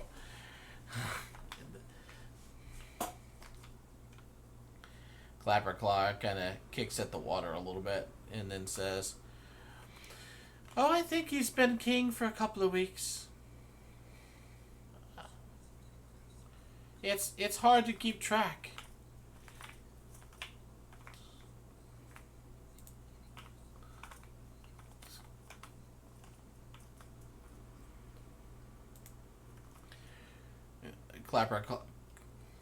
Clapperclaw goes, "Night? Oh, I mean, it's hard to tell here, right?" I mean, probably. You're beat to heck.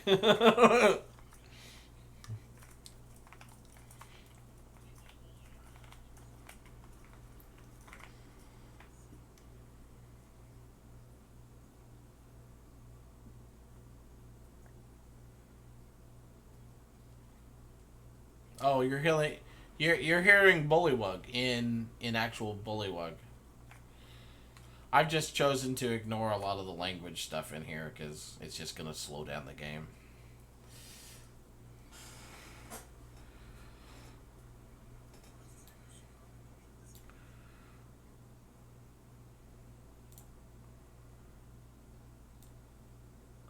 Alright.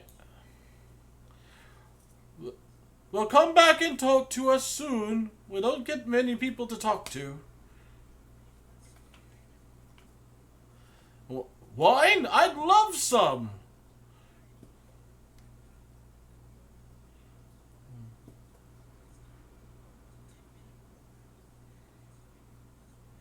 And it just runs out their throats, you know? But they're like, oh, it's so good. Oh, it tastes so good. Oh. And it's just like dripping out the bottom of their necks like fresh blood.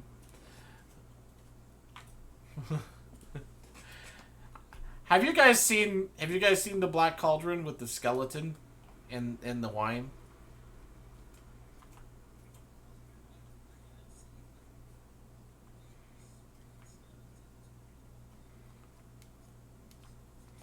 Well, in particular, I'm thinking this because he the wizard in that convinces the skeleton that his empty bottle has wine in it. Well, it has water in it, and he casts a spell to turn it into wine, but then he drinks it and says it's not really wine. But the skeleton wants the empty bottle and pretends to drink out of it and says he can taste the memories. Anyways, Black Cauldron. Or no, wait. Is that the Black Cauldron? Might be the Last Unicorn. One of the two. Now that I've gone completely off the rails. Alright, so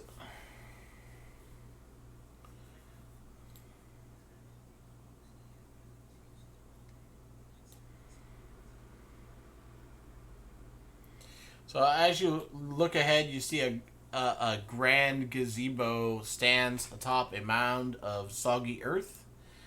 It's white stone streaked green with algae. The support pillars have sunk into the muck, unevenly, so that the stone canopy now sits askew.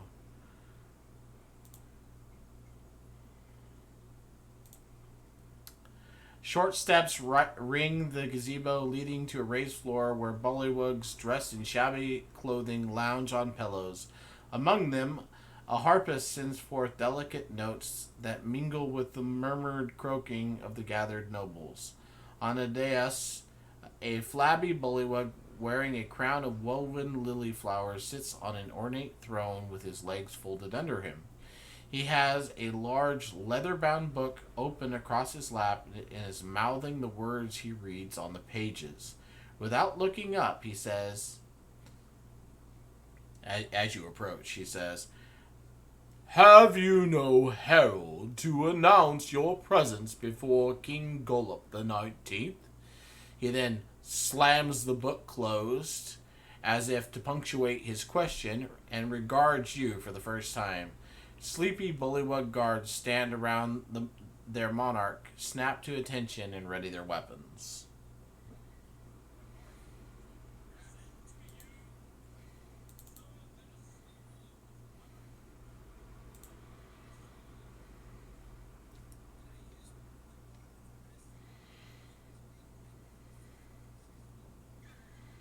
Sure, why not?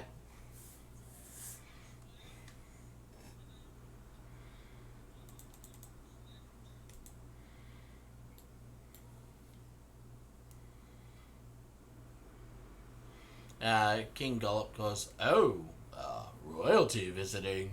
How nice. You may approach."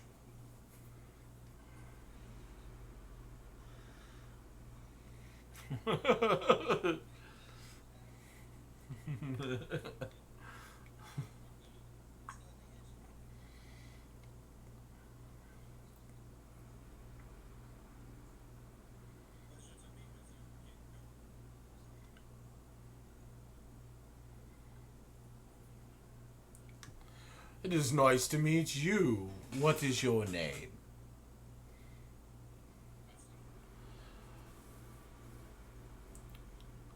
Majesty Vaston.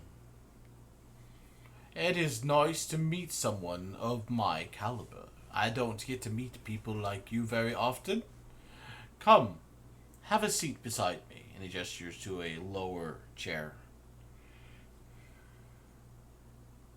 Sure.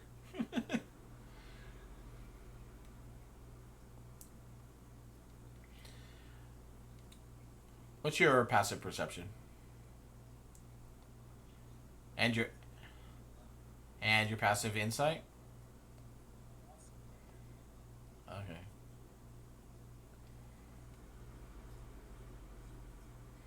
Not at the moment.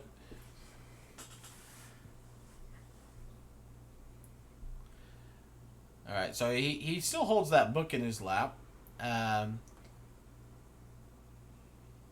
He says, "So, King Vaston, or no, you know what? He's just gonna call you Vaston. I think. He says, so Vaston, what brings you to the Soggy Court?"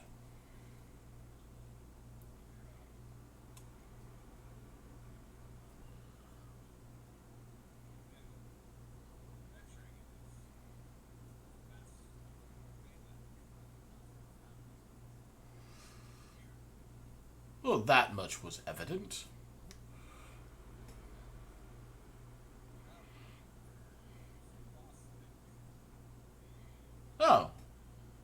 looking for lost things. Interesting, interesting. What brings you to the Soggy Court, though?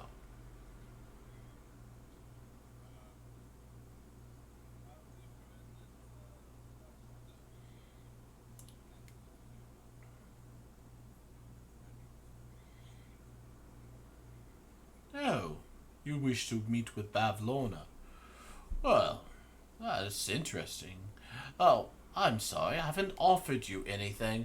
Would you care for some refreshments? He motions to one of the bullywugs, comes forward, bearing a bowl, and hands it to you with a little bit of a bow. You see some kind of a soup and like 3 flies sitting in the soup on top. And he goes, "It is a delicacy here. Enjoy. And, of course, something to drink." He motions to somebody else.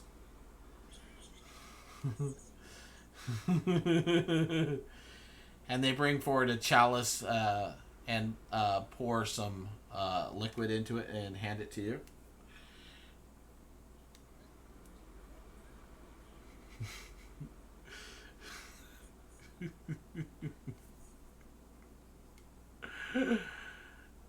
Okay. Down the hatch? Which one first?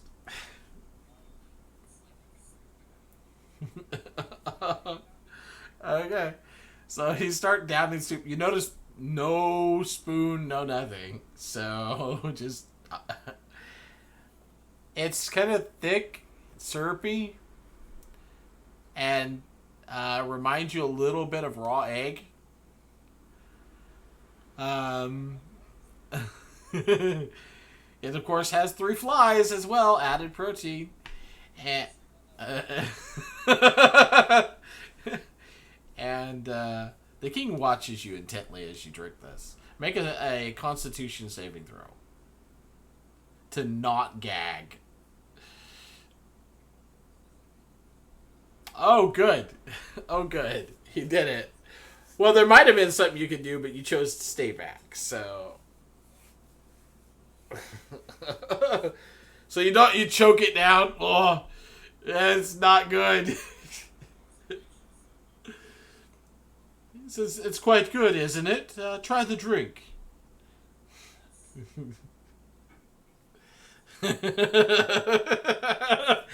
You feel like I'm torturing you yet? Now you look at the cup and you can see like there's like kind of a moldy film on the inside of the cup.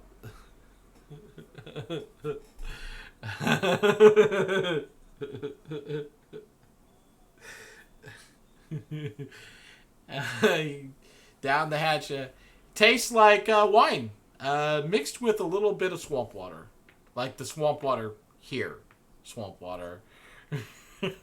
So a little bit like sewer water. Go ahead and make another Constitution saving throw. Oh no!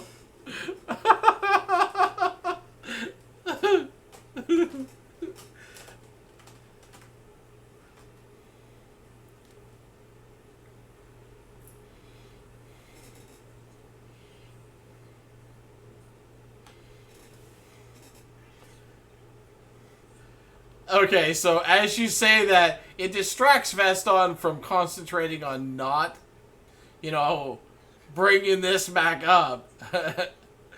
And he like sputters and then sprays it out onto the floor in front of him.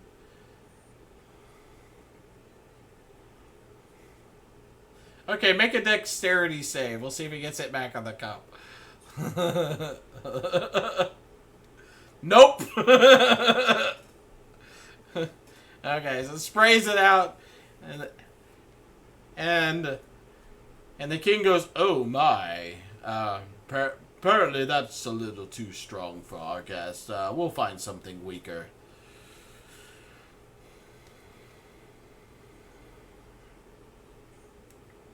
My apologies, Vaston. I will humbly ask your forgiveness for offering too strong of a drink for you.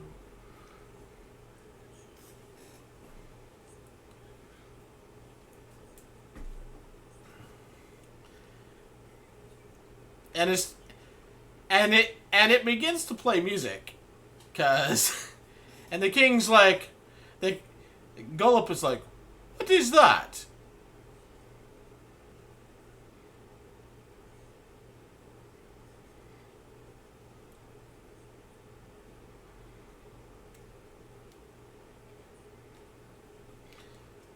He kind of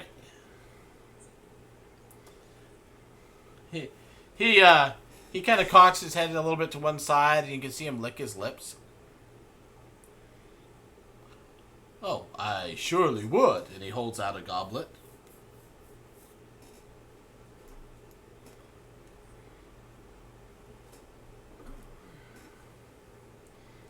He drinks it and goes, that is quite good. Where did you get such a fine beverage?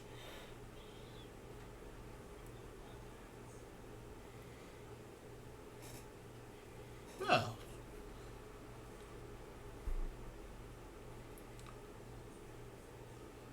maybe we could speak of setting up a trade route of some kind.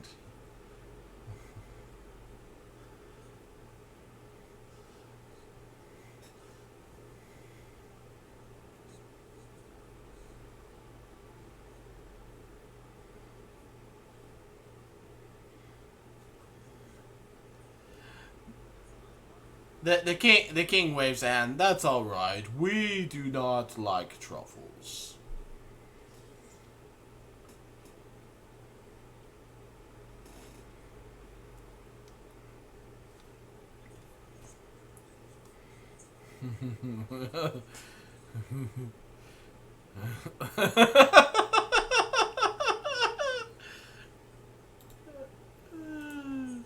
Here, I got King Gullop for you there as a picture.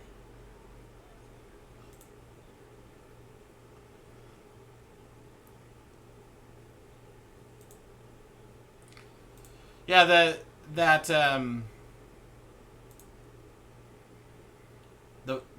thing, it puts images up of him. It's kind of nice.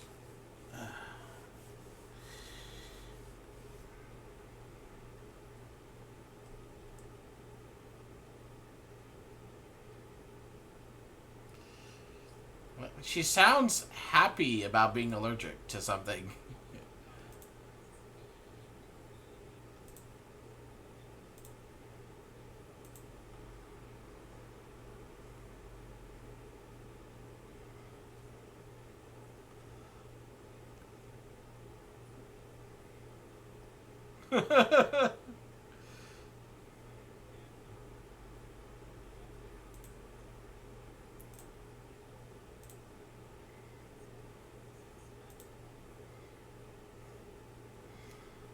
Wow, that's a lot of cats.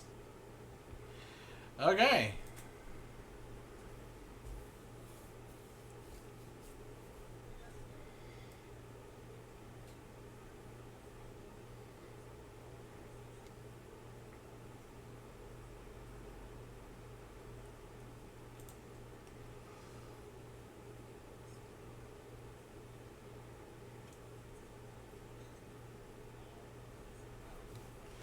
So one of the bullywugs walks up to you, Brax, and says, would you care to try some of our wine? And hands out a goblet.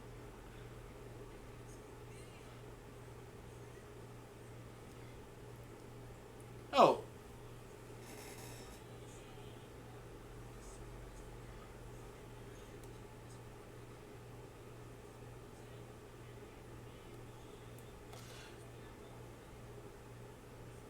Yep.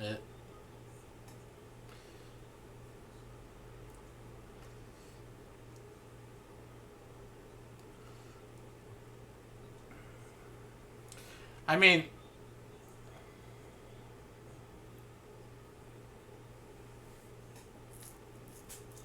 sure. And he offers the cup to you, Flourice. And Flourice, from the guards you get the general thoughts of just, casual curiosity about you guys in various different ways. The king is calculating how to best turn these visitors to his advantage. He knows that there's somebody, indubitably somebody plotting against him, because there always is in this court. And anything that makes him look more powerful will protect him. So he's like, how can I get them on our side? On my side. Not our side. My side. It's all very selfish. The bullywug that offers the cup to you, though, you get a distinct thing of, like, he hands the cup to you, and he goes, now he just has to notice the note. And then he turns and walks away.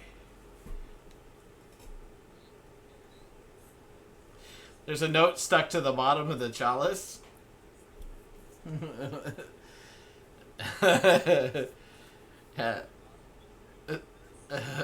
No, the cup. The cup. The base. The base.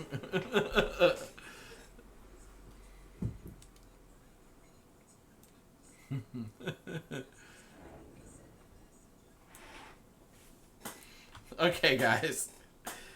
So, you find the note. What do? Okay. The note says, find Illig, the Baron of Muckstump, at once. The revolution lives.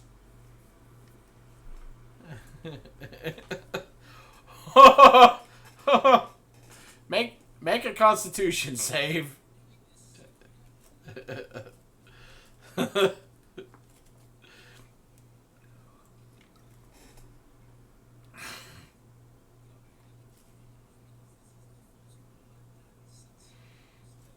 Okay.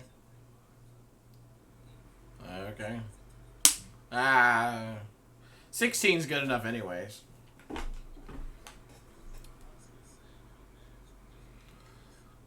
I kind of feel like that too.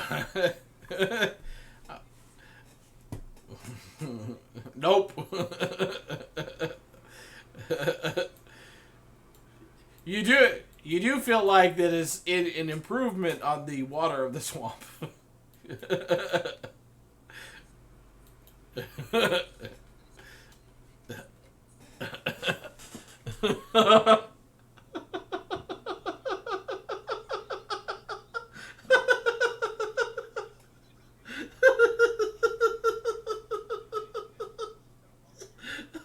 Oh God.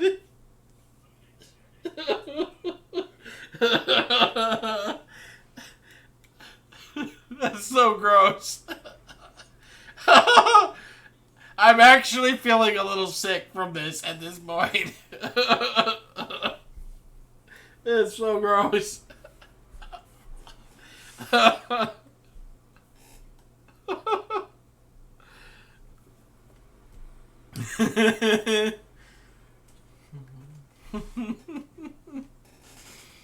Oh, man. All right. The king sits and looks at you and says, so, if you want to meet the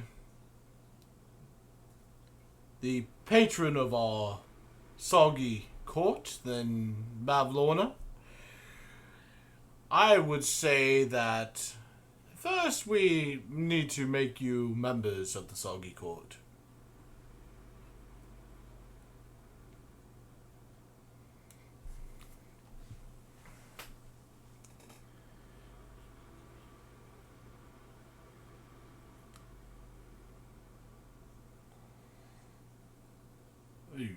Yes, you do. I did not notice it to start with. Well, that's wonderful. That just means that you have been very helpful to us already. So what say you? Will you join our Soggy Court? And he thumps his hand down on the book a couple times for emphasis. And he said he's thinking maybe I can get them to take her this book.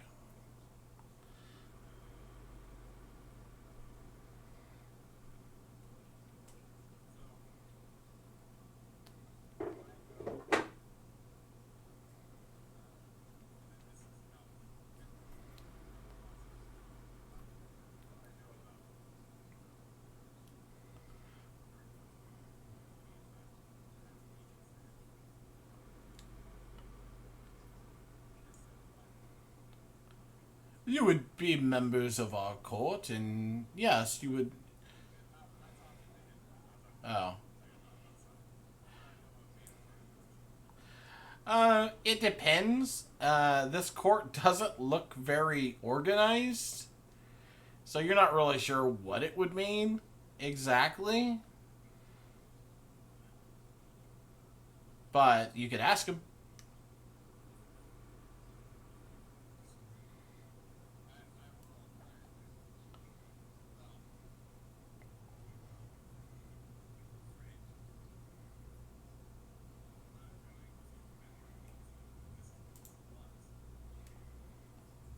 Oh no. Of course not. Of course not. I did not mean to imply that in any way. I just meant that you would become part of our court and thereby gain access to all the things that we have access to, including meeting Bavlorna. And we'd offer you a place to stay, of course. But no, you would not get any lands or titles or be beholden to us in any way.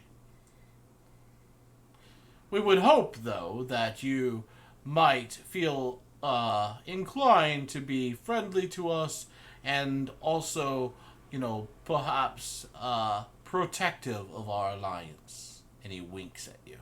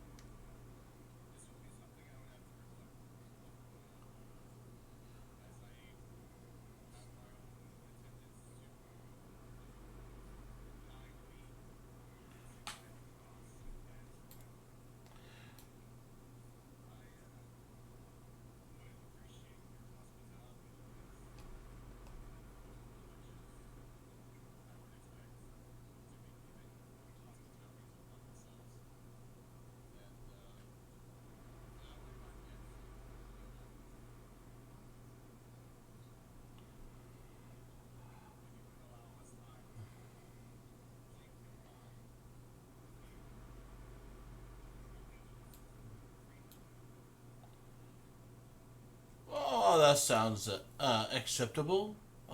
You look like you could use a rest. Perhaps you would like to stay in the palace for the night, and you could reflect upon it and give us your answer tomorrow.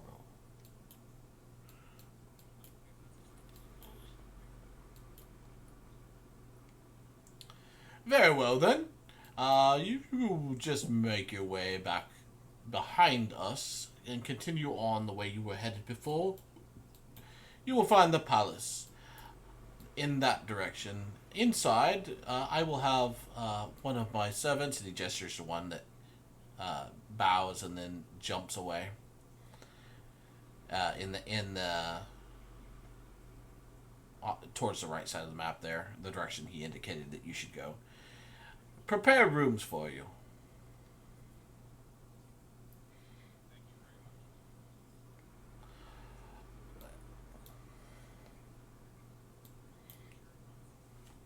Enjoy your stay here. Farewell for now. And he goes back to sipping on a fly-filled drink.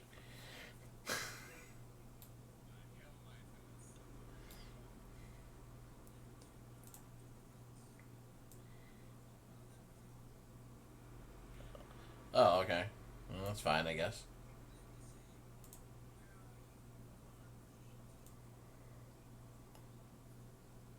One of the heads responds, "Here I am. I'm here. What do you want?" Yes, yes he did. First he poisoned me, and then while I lay helpless on the floor of my bedroom, he cut off my head.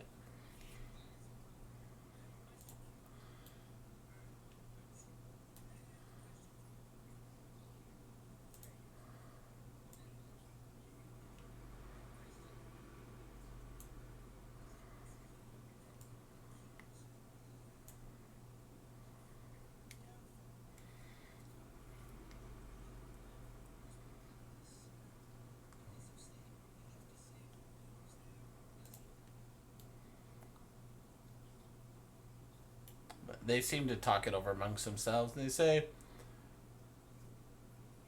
well, sort of.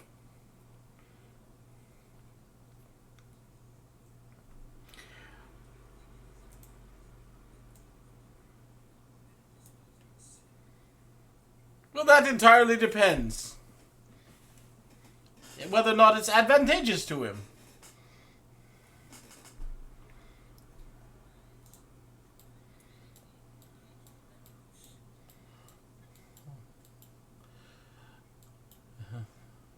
You hear all of them immediately yell out, Viva la Revolution!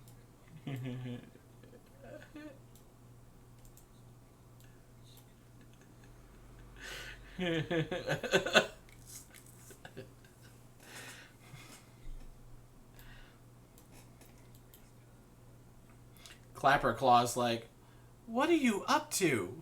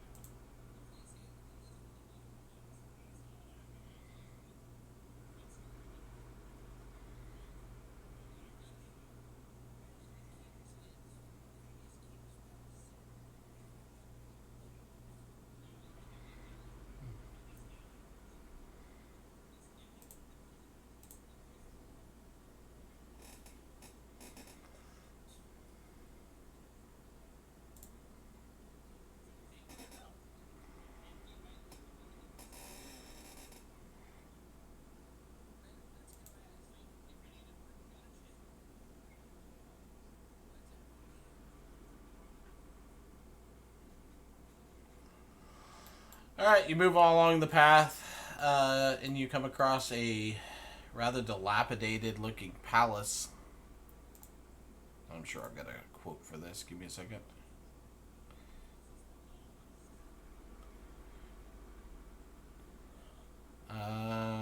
This ramshackle hall is built around a big tree. Two of the tree's limbs reach out through the walls like enormous welcoming arms. The interior of the hall is roomy, an open floor plan that allows occupants of the upper story to look out over the lower one. Bullywug courtiers crowd into the space, filling it with guttural croaks. Their clothing is faded and stained with mud.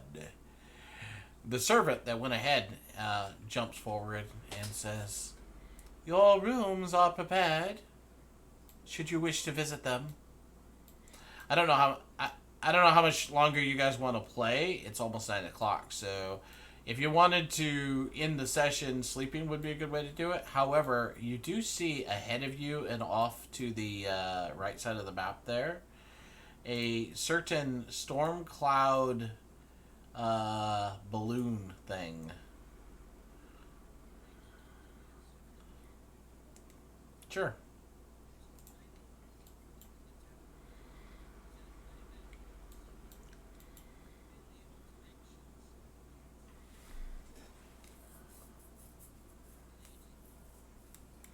Illig, he says.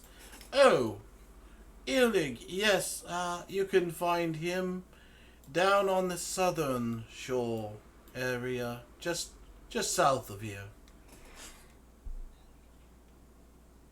Yes. Most welcome. Would you like to see your rooms now? I'm afraid space is limited, so I just chose a larger room for the three of you to stay in. I figured that your servants would want to stay with you, Your Majesty, he says to you, Vaston.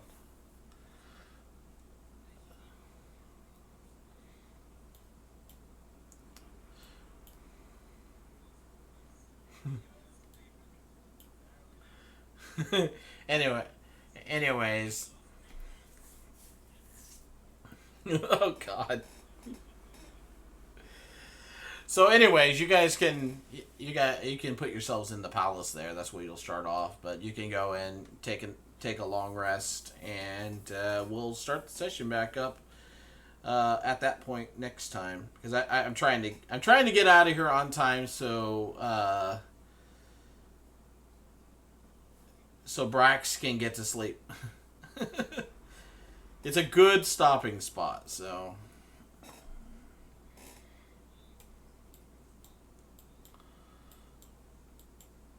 Taking the notes.